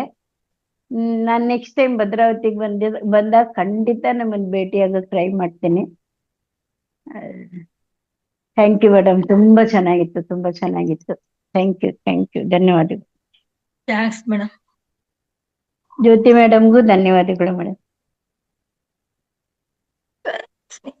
ರಿಯಲ್ಮಿ ಅಂತ ಇದೆ, ಯಾರು ಮಾತಾಡಿ. ಅನುರಾಧ ಮೇಡಮ್ ಇರ್ಬೋದು ಅದು. ಅದೇನೋ ಚೇಂಜ್ ಆಗಿದೆ ಅಂತ ಹೇಳಿದ್ರಲ್ವಾ? ಹೌದು, ಮಾತಾಡಿ ಅನುರಾಧ ಮೇಡಮ್. ಪ್ರಭಾ ಮೇಡಮ್ ನಮಸ್ತೆ. ನಮಸ್ತೆ ಲಲಿತಾ ಮೇಡಮ್ ನಮಸ್ತೆ. ಹಾಗೆ ಜ್ಯೋತಿ ಮೇಡಮ್ಗೂ ನಮಸ್ತೆ. ಪ್ರಭಾ ಮೇಡಮ್ ಅವರು ಮಾತು ಮತ್ತು ಮೌನದ ಬಗ್ಗೆ ತುಂಬಾ ಚೆನ್ನಾಗಿ ತಿಳಿಸ್ಕೊಟ್ರು. ಅವ್ರು ಹೇಳಿದಾಗೆ ಮಾತು ಮಿತವಾಗಿರ್ಬೇಕು, ಮೌನ ಆಗಿದ್ದಷ್ಟು ಒಳ್ಳೇದು. ನಮಗೆ ಯಾವ್ದೇ ತೊಂದ್ರೆ ಬರಲ್ಲ, ಏನಿಲ್ಲ. ಮನೇಲೇ ಆಗ್ಲಿ ಸ್ವಲ್ಪ ಏನಾರ ಜಗಳ ಆದಾಗ ಒಬ್ರು ಯಾರು ಮೌನವಾಗಿದ್ರೆ ಅದೇ ಒಳ್ಳೇದು. ತುಂಬಾ ಚೆನ್ನಾಗಿ ತಿಳಿಸಿದ್ರಿ ಮೇಡಮ್. ಪ್ರಭಾ ಮೇಡಮ್ ಧನ್ಯವಾದಗಳು ನಿಮ್ಗೆ. ಧನ್ಯವಾದ. ಹಾಗೆ ಜ್ಯೋತಿ ಮೇಡಮ್, ಇವರು ನನಗೆ ಗೊತ್ತು. ಇವರು ನಾವು ಭದ್ರಾವತಿಯವ್ರೆ ಅಲ್ವಾ. ನಾವು ಅವರು ಧ್ಯಾನ ಮಾಡ್ತಿದ್ವಿ, ಇದ್ ಮಾಡ್ಕೊಂಡು ಸ್ಟಾರ್ಟಿಂಗ್ ಅಲ್ಲಿ 10 ಜನ ಮಾಡ್ತಿದ್ವಿ. ಮತ್ತೆ ಯಾಕೋ ಸ್ವಲ್ಪ ಜನ ಬರ್ಲಿಲ್ಲ. ಆದ್ರೂ ನಾವಿಬ್ರು ಬಿಡ್ತಿರ್ಲಿಲ್ಲ, ಧ್ಯಾನ ಮಾಡ್ತಿದ್ವಿ. ತುಂಬಾ ಒಳ್ಳೆ ಗುಣ, ತುಂಬಾ ಸೌಮ್ಯತೆ. ಅವ್ರು ನೋಡಿದ್ರೆ ಕೈ ಎತ್ತಿ ಮುಗಿಬೇಕು ಅನ್ಸುತ್ತೆ. ಅವ್ರ ಅನುಭವಗಳದ್ದು ಅವ್ರದ್ದು ಬುಕ್ಕೆ ಬರ್ದಿದ್ದಾರೆ. ಆ ಬುಕ್ ನನ್ನ ಹತ್ರನೂ ಇದೆ. ವೇದಾವತಿ ಮೇಡಮ್ ಹೇಳಿದ್ರು ಇನ್ನೊಂದ್ಸಲ ಭದ್ರಾವತಿಗೆ ಬಂದಾಗ ಹೋಗೋಣ ಅಂತ. ದಯವಿಟ್ಟು ವೇದಾವತಿ ಮೇಡಮ್ ಬನ್ನಿ, ನೀವು ನಾನು ಅವ್ರ ಮೊಸರಳ್ಳಿಗೆ ಹೋಗಿ ಬರೋಣ. ಅವರು ಈಗ ಪಿರಮಿಡ್ ಕಟ್ಬೇಕು ಅಂತ ಮಾಡ್ತಾ ಇದ್ದಾರೆ. ತುಂಬಾ ಚೆನ್ನಾಗಿತ್ತು ಅವರ ಅನುಭವದ ಮಾತುಗಳು. ನಾನು ಬುಕ್ಕಲ್ಲೆಲ್ಲ ಓದಿದ್ದೆ. ಅದು ಏನೋ ನಮ್ಗೂ ಅವ್ರು ಏನೋ ಹಿಂದಿನ ಜನ್ಮದಲ್ಲಿ ಏನೋ ದೇವತೆ ಆಗಿದ್ರು ಏನೋ, ಹಂಗಾಗಿ ಅವ್ರಿಗೆ ಬೇಗ ಧ್ಯಾನ ಎಲ್ಲ ಹೊಂದಿದೆ ಅವರಿಗೆ. Thank you Jyoti ma'am. Book ಹೆಸರೇನು ಮೇಡಮ್? ಬುಕ್ ಹೆಸರೇನು? ಅಲ್ಲ, ಅವ್ರು ಬುಕ್ ಬರ್ದಾರ. ಧ್ಯಾನದ ಅನುಭವ ಪತ್ರಿಜಿಯವ್ರದ್ದು ಎಲ್ಲ ಇವರೇ ಬರ್ದಿರೋದು. ಅಂದ್ರೆ ಇವ್ರಿಗೆ ಇಷ್ಟೊಂದು ಅನುಭವ ಆಗಿದೆ ಅಂತ ಅಂದ್ರೆ. ಅನ್ಮಿಟ್ ಮಾಡ್ಕೊಳ್ಳಿ ಮೇಡಮ್. ಜ್ಯೋತಿ ಮೇಡಮ್ ಅನ್ಮಿಟ್ ಮಾಡ್ಕೊಳ್ಳಿ, ಕೇಳಿಸ್ತಿಲ್ಲ. ಜ್ಯೋತಿ ಮೇಡಮ್ ಅನ್ಮಿಟ್ ಆಗಿಲ್ವಾ? ಈಗ ಓಪನ್ ಆಯ್ತು, ಇವಾಗ ಆಯ್ತು. Thank you madam. Anuradha madam, thank you madam. Anuradha madam ಅಂತ ಅಂದಾಗ ನಾ ಅನುರಾಧ ಮೇಡಮ್ ಅನ್ಕೊಳ್ಳಿಲ್ಲ. ಸಡನ್ ಆಗಿ ಇದ್ರು ಅಂತ ಅನ್ಕೊಂಡ್ಬಿಡ್ತೀನಿ. ಅನುರಾಧ ಮೇಡಮ್ ನಾವು ಒಟ್ಟಿಗೆ ಮಾಡ್ತಿದ್ವಿ ಅಂತ ಹೇಳಿದಾಗ, ಮೇಡಮ್ ನಿಮ್ಮ ಅನುಭವ ತುಂಬಾ ಅಂದ್ರೆ ನಿಮ್ಮ ಸುಪ್ತ ಮನಸ್ಸು ತುಂಬಾನೇ ವರ್ಕ್ ಮಾಡ್ತಾ ಇದೆ ಅಂತ ಅನಿಸ್ತು. ಸುಪ್ತ ಮನಸ್ಸಿನ ಕಡೆಯಿಂದಾನೇ ನಿಮ್ಗೆ ಇಷ್ಟೊಂದೆಲ್ಲ ಆಗಿರೋದು. ನೀವು ಹೇಳ್ತಾ ಇದ್ರಲ್ಲ, ನಾವು ಎಲ್ಲಿ ಹೋಗ್ಬೇಕು ಅಂದ್ರೆ, ಈಗ ಶೃಂಗೇರಿಗೆ ಹೋಗ್ಬೇಕು ಅಂದ್ರೆ ಅಲ್ಲಿ ಹೊಟ್ಟೋಗ್ತಿದ್ವಿ, ಅಲ್ಲಿ ಹೋಗಿ ಈ ತರ ಮತ್ತೆ ಧರ್ಮಸ್ಥಳದಲ್ಲಿ ಹೋಗ್ಬಿಟ್ಟು ಧ್ಯಾನ ಆಗ್ಬೇಕು ಅಂದ್ರೆ ಎಲ್ಲ ಆಗ್ತಿತ್ತು. ಅಂದ್ರೆ ನೀವು ಎಷ್ಟು ಚೆನ್ನಾಗಿ ಆರ್ಡರ್ ಮಾಡ್ತಿದ್ರಿ ನಿಮ್ಮ ಮನ್ಸಿಗೆ ಅಂತ ಅನ್ಸುತ್ತೆ. ಹೌದು, ಏನಂತ ಈಗ ಪಿರಮಿಡ್ ಕಟ್ಟಬೇಕು ಅಂತಿದೀನಿ, ಅದಕ್ಕೆ ಒಂದ್ ಅನುಭವ ಬೇಕು ಅಂತ ನಾನ್ ಒಂದ್ ಥಾಟ್ ಕೊಟ್ಟೆ. ನಮ್ಮಲ್ಲಿ ಟೌನಿಗೆ ಹೋಗಿದ್ದಾರೆ. ಟೌನಿಗೆ ಹೋದ್ರೆ ಕಾರ್ ಬ್ರೇಕ್ ಹಾಕಿಲ್ಲ. ಆ ಕಾರ್ ಮುಂದೆನೆ ಆಟೋ ಇದೆ. ಆಟೋಗ ಇವ್ರು ಇಳಿದು ಅಂಗಡಿಗೆ ಹೋಗಿದ್ದಾರೆ. ಆ ಕಾರು ಆಟೋಗ್ ಟಚ್ ಆಗಿಲ್ಲ, ಪಕ್ಕದಲ್ಲಿ ಡ್ರೈವಿಂಗ್ ಆಗಿ ರೋಡಲ್ಲಿ ಹೋಗಿ ನಿಂತಿದೆ. ನಮ್ಮನೆಯವರು ಮಾರುತಿ ಭಕ್ತರವರು, ಮಾರುತಿನೇ ಆ ಕಾರ್ ಡ್ರೈವಿಂಗ್ ಮಾಡ್ಕೊಂಡು ಹೋಗಿ ಅಲ್ಲಿ ನಿಲ್ಸಿದಾನೆ ಕಣೆ ಅಂತ ಹೇಳ್ತಿದ್ರು. ನಾನ್ ಅನ್ಕೊಂಡೆ ಮನ್ಸಲ್ಲಿ, ನಾನೇ ಅನುಭವ ಹೇಳಿದ್ರೆ ಬೈತಾರೀಗ ಅಂತ ಸುಮ್ನಾದೆ. ಆತರ ಆಗುತ್ತೆ ನೋಡು. ಇಬ್ರು ಮನೇಲಿ ಇಬ್ರು ಅದೇ ಒಂದು ದಾರಿ ಇರೋದ್ರಿಂದ ತುಂಬಾ ಚೆನ್ನಾಗಿದಾಗುತ್ತೆ. ಒಂಥರ ಮನೇನೆ ದೇವಾಲಯ ಆದಂಗೆ ಆಗ್ಬಿಟ್ಟಿದೆ ನಿಮ್ಗೆ. ಎಲ್ಲೂ ಹೋಗೋದಿಲ್ಲ, ಅದರಿಂದ ತುಂಬಾ ಚೆನ್ನಾಗಿ. ನಾನು ಧ್ಯಾನ ಇಲ್ಲ ಮೇಡಮ್, ನಾವ್ ಧ್ಯಾನ ಮಾಡೋದಕ್ಕೊಂದು ಪ್ರಶಾಂತವಾದ ಮನೆ ಬೇಕು. ನನ್ ಮನೆಗ್ ಬಂದ್ ಧ್ಯಾನ ಮಾಡ್ಬೇಕೆಲ್ಲ ಅಂತ ಒಂದ್ ಥಾಟ್ ಕೊಟ್ಟಿದ್ದು. ನಮ್ ಮನೆ ಪಿರಮಿಡ್ ತರನೇ ಮನೆ ಆಗಿದೆ ಮೇಡಮ್. ಅದ್ ನನಗ್ ಗೊತ್ತಿಲ್ಲ ಆತರ ಆಗುತ್ತೆ ಅಂತ. ಇದೇ ತರ ಮುಂದುವರ್ಕೊಂಡು ಹೋಗ್ಲಿ. ನೀವ್ ಹೇಳ್ದಂಗೆ ನಮ್ಮ ಆತ್ಮ ಬಂಧುಗಳಿಗೆಲ್ಲ ನಿಮ್ಮ ಒಂದು ಅನುಭವ ಎಷ್ಟೊಂದು ಚೆನ್ನಾಗಿ ಮೇಡಮ್ ನೀವೆಲ್ಲರೂ ಬನ್ನಿ, ನಾನ್ ಪಿರಮಿಡ್ ಓಪನ್ ಆದಾಗ ಕರಿತೀನಿಲ್ಲ, ಬನ್ನಿ ಮೇಡಮ್ ನೀವೆಲ್ಲ. ಆಯ್ತು ಮೇಡಮ್. ಅದೇ ತುಂಬಾ ದಿವಸ ಬಂದಿದ್ದು ವೇದಾವತಿ ಮೇಡಮ್ ಮನಸ್ಸು ಮಾಡಿದ್ರೆ ಅವ್ರ ಜೊತೆ ನಾವು ಬರ್ಬೇಕಾಗತ್ತೆ.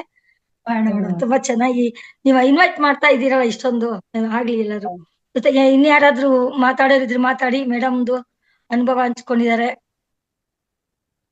ಇನ್ಯಾರಿದ್ದಾರೆ? ಸುಧಾ ಮೇಡಮ್. ಟೈಮ್ ಆಯ್ತು, ಸ್ವಲ್ಪ ಇನ್ನೊಂದ್ 5 ನಿಮಿಷ 4 ನಿಮಿಷ ಮಾತಾಡ್ಬೋದು. ಗೀತಾ ಮೇಡಮ್, ನಿಮ್ಮ ಪರಿಚಯ ಎಸ್ ಮ್ಯಾಮ್. ನಮಸ್ತೆ ನಾಗರತ್ನ ಮ್ಯಾಮ್. ನಮಸ್ತೆ ಪ್ರಭಾ ಮೇಡಮ್ದು ಮೌನದ ಮಹತ್ವ ಅಂತಂದೇ ಅನ್ಬೋದು. ಈ ಮಾವತಾರ್ ಫೌಂಡೇಶನ್ ಅಲ್ಲಿ ಏನು ಮತ್ತೆ ಧ್ಯಾನವನ್ನು ಪಡ್ಕಂತ ಪ್ರತಿ ಇದ್ರಲ್ಲೂ ಸಹ ಸರ್ ಹೇಳ್ತಾ ಇರ್ತಾರೆ, ನಾವು ಧ್ಯಾನಕ್ಕೆ ಎಷ್ಟು ಪ್ರಾಮುಖ್ಯತೆ ಕೊಡ್ತೀವೋ ಅಷ್ಟೇನೆ ಮೌನಕ್ಕೆ ನಾವು ಪ್ರಾಮುಖ್ಯತೆಯನ್ನು ಕೊಡಬೇಕು ಅಂತಂದೇಳಿ. ನಾವು ಕಣ್ಣು ಮುಚ್ಕೊಂಡು ಕುಳಿತರೆ ಸಾಕು, ಮನಸ್ಸು ಎಲ್ಲೆಲ್ಲೋ ಹೋಗ್ತಾ ಇರುತ್ತೆ, ಯೋಚನೆಗಳು ರಾಶಿ ಗಂಟ್ಲೆ ಬರ್ತಾ ಇರುತ್ತೆ. ಅವನ್ನೆಲ್ಲವನ್ನು ಒಂದು ಕಡೆ ಇಟ್ಬಿಟ್ಟು ಮತ್ತೆ ಉಸಿರಿನ ಕಡೆಗೆ ಗಮನ ಹರಿಸ್ತಾ ಹೋದಂಗೆಲ್ಲ ನಾವು ಆದಷ್ಟು ಒಂದು ಶೂನ್ಯ ಸ್ಥಿತಿಗೆ ಹೋಗಿ ತಲುಪುತ್ತೇವೆ. ಅದರ ಜೊತೆಗೆ ನಾವು ಒಂದಷ್ಟು ಮೌನ, ಬಾಯಿ ಬೆಳಗ್ಗೆಯಿಂದ ಸಂಜೆಯ ತನಕ ಏನಾದರೂ ಒಂದು ಮಾತಾಡ್ತಿರುತ್ತೆ, ಏನಾದರೂ ಅಗಿತಾ ಇರ್ತೀವಿ, ತಿಂತಾ ಇರ್ತೀವಿ, ಇದನ್ನೆಲ್ಲ ಮಾಡ್ತಾ ಇರ್ತೀವಿ. ಎಷ್ಟು ನಾವು ಇಲ್ಲಿ ಪಡ್ಕೊತ ಇದ್ದೀವಿ ಅಂತಂದರೆ, ಇದನ್ನೆಲ್ಲ ಪಡ್ಕೊಳಕ್ಕಂದ್ರೆ ನಮಗೆ ಧ್ಯಾನದಿಂದನೇ ಸಾಧ್ಯ ಅಂತ ಹೇಳ್ಬೋದು. ನಾವೊಂದು ಮಾತಾಡೋದು ರೀತಿ ಇರ್ಬೋದು, ಶೈಲಿ ಆಗಿರ್ಬೋದು, ಇವೆಲ್ಲ ಧ್ಯಾನದಿಂದನೇ ಅಂತಲೇ ಹೇಳ್ಬೋದು. ನಮ್ಮ ಪ್ರಭಾ ಮೇಡಮ್ ಜಸ್ಟ್ ಒಂದು ಮೆಸೇಜ್ ಹಾಕಿದೆ, ಮೇಡಮ್ ನೀವು ಸಮಗ್ರ ಜೀವನ ಶೈಲಿಯಲ್ಲಿ ಒಂದು ಟಾಪಿಕ್ ಕೊಡಬೇಕು ಅಂತಂದೇಳಿ. ಓಕೆ ಡನ್ ಅಂತ ಹಾಕಿದ್ರು. ನಾನು ಕಾಲು ಮಾಡಿಲ್ಲ. ಮತ್ತೆ ಪುನಃ ನಮ್ಮ ವೇದಿಕೆ ಮಾಸ್ಟರ್ ಆಗಿ ಇವತ್ತು ಆತ್ಮೀಯತೆಯಿಂದ ಬಂದುಬಿಟ್ಟು ವೇದಿಕೆಯಲ್ಲಿ ತುಂಬಾ ಮೌನದ ಬಗ್ಗೆ ಎಷ್ಟು ಅದ್ಭುತವಾಗಿ ವಿಚಾರವನ್ನು ತಿಳಿಸಿದ್ರು ಅಂತಂದರೆ ಅವ್ರಿಗೆ ತುಂಬ ಹೃದಯದ ಧನ್ಯವಾದಗಳನ್ನು ಹೇಳೋಕ್ಕೆ ಇಷ್ಟಪಡ್ತೀನಿ. Thank you so much ma'am. ಮುಂದಿನ ದಿನಗಳಲ್ಲಿ ಸಹ ನಿಮಗೆ ತುಂಬಾ ಅವಕಾಶಗಳು ಇರುತ್ತೆ. ಎಲ್ಲ ಮಾಸ್ಟರ್ಸ್ಗೂ ಸಹ ಇದೇ ರೀತಿ ಮುಂದೆ ಬರಬೇಕಂತ ನಾನು ಯಾವಾಗಲೂ ಹೇಳ್ತಾನೆ ಇರ್ತೀನಿ. Thank you so much ma'am. Prabha ma'am, ಧನ್ಯವಾದಗಳು ಮೇಡಮ್. ತಾವು ಅವಕಾಶ ಪಟ್ಟಿದ್ದಕ್ಕಲ್ಲ. ಎಸ್, ಖಂಡಿತ ಮ್ಯಾಮ್. ನಿಮಗೆ ಮಾಡ್ಬೇಕಂತ ಮನಸ್ಸಿದೆಯಲ್ಲ ಅದು. ಎಸ್, ಅದೇ ರೀತಿ ನಮ್ಮ ಜ್ಯೋತಿ ಮೇಡಮ್ ಬಗ್ಗೆ ನಮ್ಮ ಅನುರಾಧ ಮೇಡಮ್ ಪರಿಚಯ ಮಾಡಿಕೊಟ್ರು ನಮಗೆ.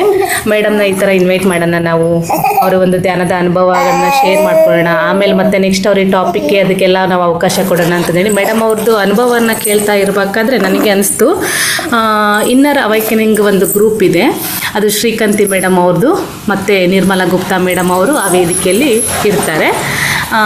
ಆ ವೇದಿಕೆಯಲ್ಲಿ ಇರುವಾಗ ಒಂದು ನೈಟ್ ವೇದಿಕೆಯಲ್ಲಿ 9 ಗಂಟೆ ನಮ್ಮ ಮಹತಾರ್ ಫೌಂಡೇಶನ್ ಏನು ನಡೆಸಿದೆ ಆ ಕಾರ್ಯಕ್ರಮದಲ್ಲಿ ಒಂದು ಶ್ರೀಕಾಂತಿ ಮೇಡಮ್ ಅವರು ಬಂದಿದ್ದರು. ಅವರು ಸಹ ಧ್ಯಾನದ ಅನುಭವಗಳನ್ನು ಅಷ್ಟೇ, ನಾವು ಚಿಕ್ಕ ವಯಸ್ಸಿನಿಂದಲೇ ಈ ಥರ ಎಲ್ಲ ಹಿಂಗಾಗ್ತಿತ್ತು ಅಂತೇಳಿ ಏನು ಇವತ್ತು ಜ್ಯೋತಿ ಮೇಡಮ್ ಹೇಳ್ತಾ ಇದ್ರಲ್ಲ, ಅದೇ ರೀತಿ ಸೇಮ್ ಡಿಟ್ಟೋ ಒನ್ ಬೈ ಹೇಳ್ತಾ ಬರ್ತಾಯಿದ್ರು. ತುಂಬೆಲ್ಲ ನಾವು ಆಶ್ಚರ್ಯದಿಂದ ಕೇಳಿಸ್ಕೊಳ್ತಾ ಇದ್ವಿ. ಇಲ್ಲಿ ಅವರ ಶಕ್ತಿಗೆ ಅನುಸಾರವಾಗಿ ಅವರು ಎಷ್ಟು ವರ್ಷ ಆಯಿತು ಧ್ಯಾನಕ್ಕೆ ಬಂದು ಅಂತ ಮುಖ್ಯ ಅಲ್ಲ, ಅವರ ಇಂದಿನ ಜನ್ಮದ ಪುಣ್ಯ ಅಂತಲೇ ಹೇಳ್ಬೋದು. ಆವಾಗ ಧ್ಯಾನ ಮಾಡ್ತಾಯಿದ್ರು, ಇವಾಗ ಕಂಟಿನ್ಯೂ ಆಗಿದೆ. ಮತ್ತು ಕಣ್ಮುಚ್ಕೊಂಡು ಕೂತಿಲ್ಲ ಅವರು ಚಿಕ್ಕ ವಯಸ್ಸಿನಿಂದ ಅಂತ ಅಂದರೂ ಪರವಾಗಿಲ್ಲ. ಇಷ್ಟು ವಯಸ್ಸಾದಮೇಲೆ ನಮಗೆ ಧ್ಯಾನ ಸಿಗಬೇಕಾಗಿತ್ತು. ಇದಕ್ಕಿಂತ ಧ್ಯಾನಕ್ಕೆ ಬರೋಕ್ಕಿಂತ ಮುಂಚೆನೇ ನನಗೆ ಈ ಥರ ಎಲ್ಲ ಅನುಭವಗಳಾಗಬೇಕಾಗಿತ್ತು ಅನ್ನೋದು ಅವ್ರದ್ದು ಒಂದು ಫ್ಯೂಚರ್ ಪ್ಲ್ಯಾನ್ ಅಂತಂದೇಳಿ ಅನಿಸುತ್ತೆ ನನಗೆ. ಹಾಗಾಗಿ ಮೇಡಮ್ ಅವರು ಸಹ ತುಂಬ ಒಳ್ಳೆಯ ರೀತಿಯಿಂದ ಅವರು ಅನುಭವಗಳನ್ನು ಶೇರ್ ಮಾಡಿಕೊಂಡ್ರು. ಮೇಡಮ್ಗೂ ಸಹ ತುಂಬ ಹೃದಯದ ಧನ್ಯವಾದಗಳನ್ನು ಹೇಳೋಕ್ಕೆ ಇಷ್ಟಪಡ್ತೀನಿ. ಮತ್ತು ಮುಂದಿನ ದಿನಗಳಲ್ಲಿ ಸಹ ಮೇಡಮ್ಗೆ ಅವಕಾಶ ಇರುತ್ತೆ, ಖಂಡಿತ ವೇದಿಕೆಗೆ ಬನ್ನಿ. ನಿಮ್ಮ ಧ್ಯಾನದ ಅನುಭವವಾಗಿದ್ದು ಪುಸ್ತಕ ಬರ್ದಿದ್ದೀನಿ ಅಂತ ಹೇಳಿದ್ರೆ ಅದ್ರ ಬಗ್ಗೆನೂ ಸ್ವಲ್ಪ ಪರಿಚಯ ಮಾಡಿಕೊಡಿ ಮ್ಯಾಮ್ ಮುಂದಿನ ದಿನಗಳಲ್ಲಿ ನೀವು. ಮೇಡಮ್, ಇದು ನಾನು ಹೇಳಿದ್ನಲ್ಲ, ಅದನ್ನ ಧ್ಯಾನದ ಅನುಭವಗಳಂತ ಬರ್ದಿದ್ದು. ಧ್ಯಾನ ಪ್ರಚಾರಕ್ಕೆ ಪಾಂಪ್ಲೆಂಟ್ ಕೊಡೋ ಜೊತೆಲಿ ಇದನ್ನು ಕೊಟ್ರೆ ಈ ತರನು ಧ್ಯಾನ ಮಾಡಿದ್ರೆ ಈ ತರ ಆಗುತ್ತಲ್ಲ ಅಂತೇಳಿ ಗೊತ್ತಾಗ್ಲಿ ಅಂತ ಬರ್ದಿದ್ದಷ್ಟೇ. ನನ್ ಬರಿಬಾರ್ದು ಅನ್ಕೊಂಡೇ ಇದ್ದೆ, ಆಮೇಲೆ ಪತ್ರಿಜಿ ಬಾಯಿ ಮುಚ್ಕೊಂಡ್ ಬರಿ ಅಂತ ಹೇಳಿದ್ದಕ್ಕೆ ಬರ್ದಿದ್ ನಾನು. Very nice. ಇದೆ ನಮ್ದು ಏನ್ ಅನುಭವ, ಈಗ ಇನ್ನು ದೊಡ್ಡ ಅನುಭವಗಳಿರುತ್ತೆ. ಎಷ್ಟೋ ಜನ ಏನೇನೋ ಡೈಮೆನ್ಷನ್ ಗಳ ಬಗ್ಗೆ ಎಲ್ಲ ಹೇಳ್ತಾರಲ್ಲ, ಅದು ಏನು ಅಂತ ಅನ್ಕೊಂಡಿದ್ದೆ. ಆಮೇಲೆ ನೋಡಿದ್ರೆ ಆ ತರ ಥಾಟ್ ಬಂದಿದ್ದಕ್ಕೆ ಬರ್ದು ನಾನು ಹಂಗೆ ಫ್ರೀ ಆಗೆಲ್ಲ ಧ್ಯಾನ ಮಾಡ್ಲಿ ಅಂತೇಳಿ ಅನ್ಸಿದೀನಿ ಅಷ್ಟೇ. ಸರ್ ಹೇಳ್ತಿರ್ತಾರಲ್ವಾ ಪತ್ರಿ ಸರ್ ಯಾವಾಗ್ಲೂನು ನಾವು ಅವ್ರನ್ನ ಮಾತುಗಳನ್ನ ಕೇಳಿಸ್ಕೊಂಡಿರ್ಬೋದು, ಅವ್ರ ಜೊತೆ ಒಡನಾಟ ಇಲ್ದಂಗೆ ಇರ್ಬೋದು, ಆದ್ರೆ ಹಿರಿಯ ಮಾಸ್ಟರ್ಸ್ ಎಲ್ಲ ಹೇಳ್ತಾ ಇರ್ತೀವಲ್ಲ, ನಮ್ಮ ಅನುಭವಗಳನ್ನ ಇನ್ನೊಬ್ರಿಗೆ ಹೇಳ್ತಾ ಇದ್ರೆ, ವೇದಿಕೆಯಲ್ಲಿ ಶೇರ್ ಮಾಡ್ಕೊಳ್ತಾ ಇದ್ರೆ, ಓ ನನಗೂ ಈ ರೀತಿ ಆಗಿತ್ತಲ್ವಾ ಅನ್ನೋದು ಒಂದು ಅವ್ರಿಗೂ ಆಗುತ್ತೆ. ಅವ್ರ ಮನಸ್ಸಲ್ಲೂ ಬಂದ್ಬಿಟ್ಟು ಅವ್ರಿಗೊಂದು ಹೇಳ್ಕೊಳಕ್ಕೆ ವೇದಿಕೆಯಲ್ಲಿ ಒಬ್ಬ ಮಾಸ್ಟರ್ ಆಗಿ ರೆಡಿ ಮಾಡಲಿಕ್ಕೆ ನಿಮ್ಮನ್ನ ನೀವು ರೆಡಿ ಮಾಡ್ಕೊಳ್ಳೋಕ್ಕೆ ಇಲ್ಲಿ ಅವಕಾಶ ಇರುತ್ತೆ ಅಂತೇಳಿ ಸರ್ ಯಾವಾಗಲೂ ಹಿರಿಯ ಮಾಸ್ಟರ್ಸ್ ಬಂದು ಜ್ಞಾನವನ್ನು ಕೊಡ್ತಾನೆ ಇರ್ತಾರೆ ವೇದಿಕೆಯಲ್ಲಿ. ಹಾಗಾಗಿ ನಿಮಗೂ ಸಹ ಇವತ್ತು ವೇದಿಕೆಯಲ್ಲಿ ಬಂದು ಇವತ್ತು ಹಂಚ್ಕೊಂಡಿದ್ದೀರಾ. ಅದೇ ರೀತಿ ಎಲ್ಲ ಮಾಸ್ಟರ್ಸ್ಗೂ ನೀವು ಪ್ರೇರಣೆ ಆಗಿದ್ದೀರಾ ಮೇಡಮ್. ಏಕೆಂದರೆ ಅವ್ರಿಗೂ ಚಿಕ್ಕದಾಗಿರುತ್ತೆ ಅನುಭವ, ಆದ್ರೂ ಓಕೆ, ಅನುಭವ ಆಗಿಲ್ಲ ಅಂದರೆ ವೆರಿ ವೆರಿ ಗುಡ್ ಅಂತ ಹೇಳ್ತಾರೆ ಹಿರಿಯ ಮಾಸ್ಟರ್ಸ್. ಹೆಂಗಿದ್ರು ಆಕ್ಸೆಪ್ಟ್ ಇಟ್ ಅಂತ ಹೇಳ್ತಾ ನಿಮಗೆ ತುಂಬ ಹೃದಯದ ಧನ್ಯವಾದಗಳನ್ನು ಹೇಳಕ್ಕೆ ಇಷ್ಟಪಡ್ತೀನಿ ma'am. Thank you so much ma'am. Thank you. ಅವಕಾಶ ಕೊಟ್ಟಿದ್ದಕ್ಕೋಸ್ಕರ thank you madam. Yes ma'am, thank you so much ma'am. Thank you. Nagaratna ma'am, ಎಲ್ರಿಗೂ ಒಂದು ಕೃತಜ್ಞತೆ ಹೇಳಿ ಇವತ್ತು ಕ್ಲಾಸ್ ಎಂಡ್ ಮಾಡೋಣ ma'am. Yes ma'am, over to Nagaratna ma'am. ಈ ದಿನ 3 ಗಂಟೆಯಿಂದ 3:30 ಟೈಮು ನಮಗೆ ಧ್ಯಾನ ಒಂದು ಮಾರ್ಗದರ್ಶನದಲ್ಲಿ ಒಂದು ಧ್ಯಾನ ಮಾಡಿಸಿದಂತ ಸುಧಾ ಮೇಡಮ್ ಅವರಿಗೂ ಹಾಗೂ ಪ್ರಭಾ ಮೇಡಮ್ ಅವರು ನಮ್ಮ ವೇದಿಕೆನಲ್ಲಿ ಸುಮಾರು ದಿವಸ ಕೇಳಿಸ್ಕೊತಾ ಇದ್ರು. ಇವತ್ತು ಬಂದು ಮಾತಿನ ಬಗ್ಗೆ ಮತ್ತೆ ಮೌನದ ಬಗ್ಗೆ ತಿಳಿಸ್ಕೊಟ್ಟಂತ ಪ್ರಭಾ ಮೇಡಮ್ ಅವ್ರಿಗೂ ಹಾಗೂ ಜ್ಯೋತಿ ಮೇಡಮ್ ಅಂತ ಅವರು ಅನುಭವ ತುಂಬಾ ಚೆನ್ನಾಗಿ ಅವರ ಅನುಭವ ಹಂಚ್ಕೊಂಡಿದ್ದಾರೆ. ಅವರ ಅನುಭವ ನಮ್ಮೆಲ್ಲರಿಗೂ ಅವ್ರಿಗಾಗಿದ್ದು ನಮಗೂ ಆಗಿದೆ ಅಂತ ಅನ್ಕೋಬೇಕು ಅಂತ ಹಿರಿಯ ಮಾಸ್ಟರ್ ಎಲ್ಲ ಹೇಳ್ತಾರಲ್ಲ, ಅದೇ ರೀತಿ ನಾವು ಅನ್ಕೊಂಡು ಆ ಜ್ಯೋತಿ ಮೇಡಮ್ ಅವ್ರಿಗೂ ಒಂದು ಇನ್ನು ಮತ್ತೆ ಮತ್ತೆ ಬರ್ಲಿ, ಅವ್ರ ಅನುಭವಗಳು ನಮ್ಗೆಲ್ಲರಿಗೂ ಆಗ್ಲಿ ಅಂತ ಕೇಳ್ಕೊತಾ ಈ ದಿನದ ಒಂದು ಕಾರ್ಯಕ್ರಮಕ್ಕೆ ನಾವು ವಿರಾಮ ಕೊಡೋಣ. ಧನ್ಯವಾದ madam. Thank you madam. Thank you.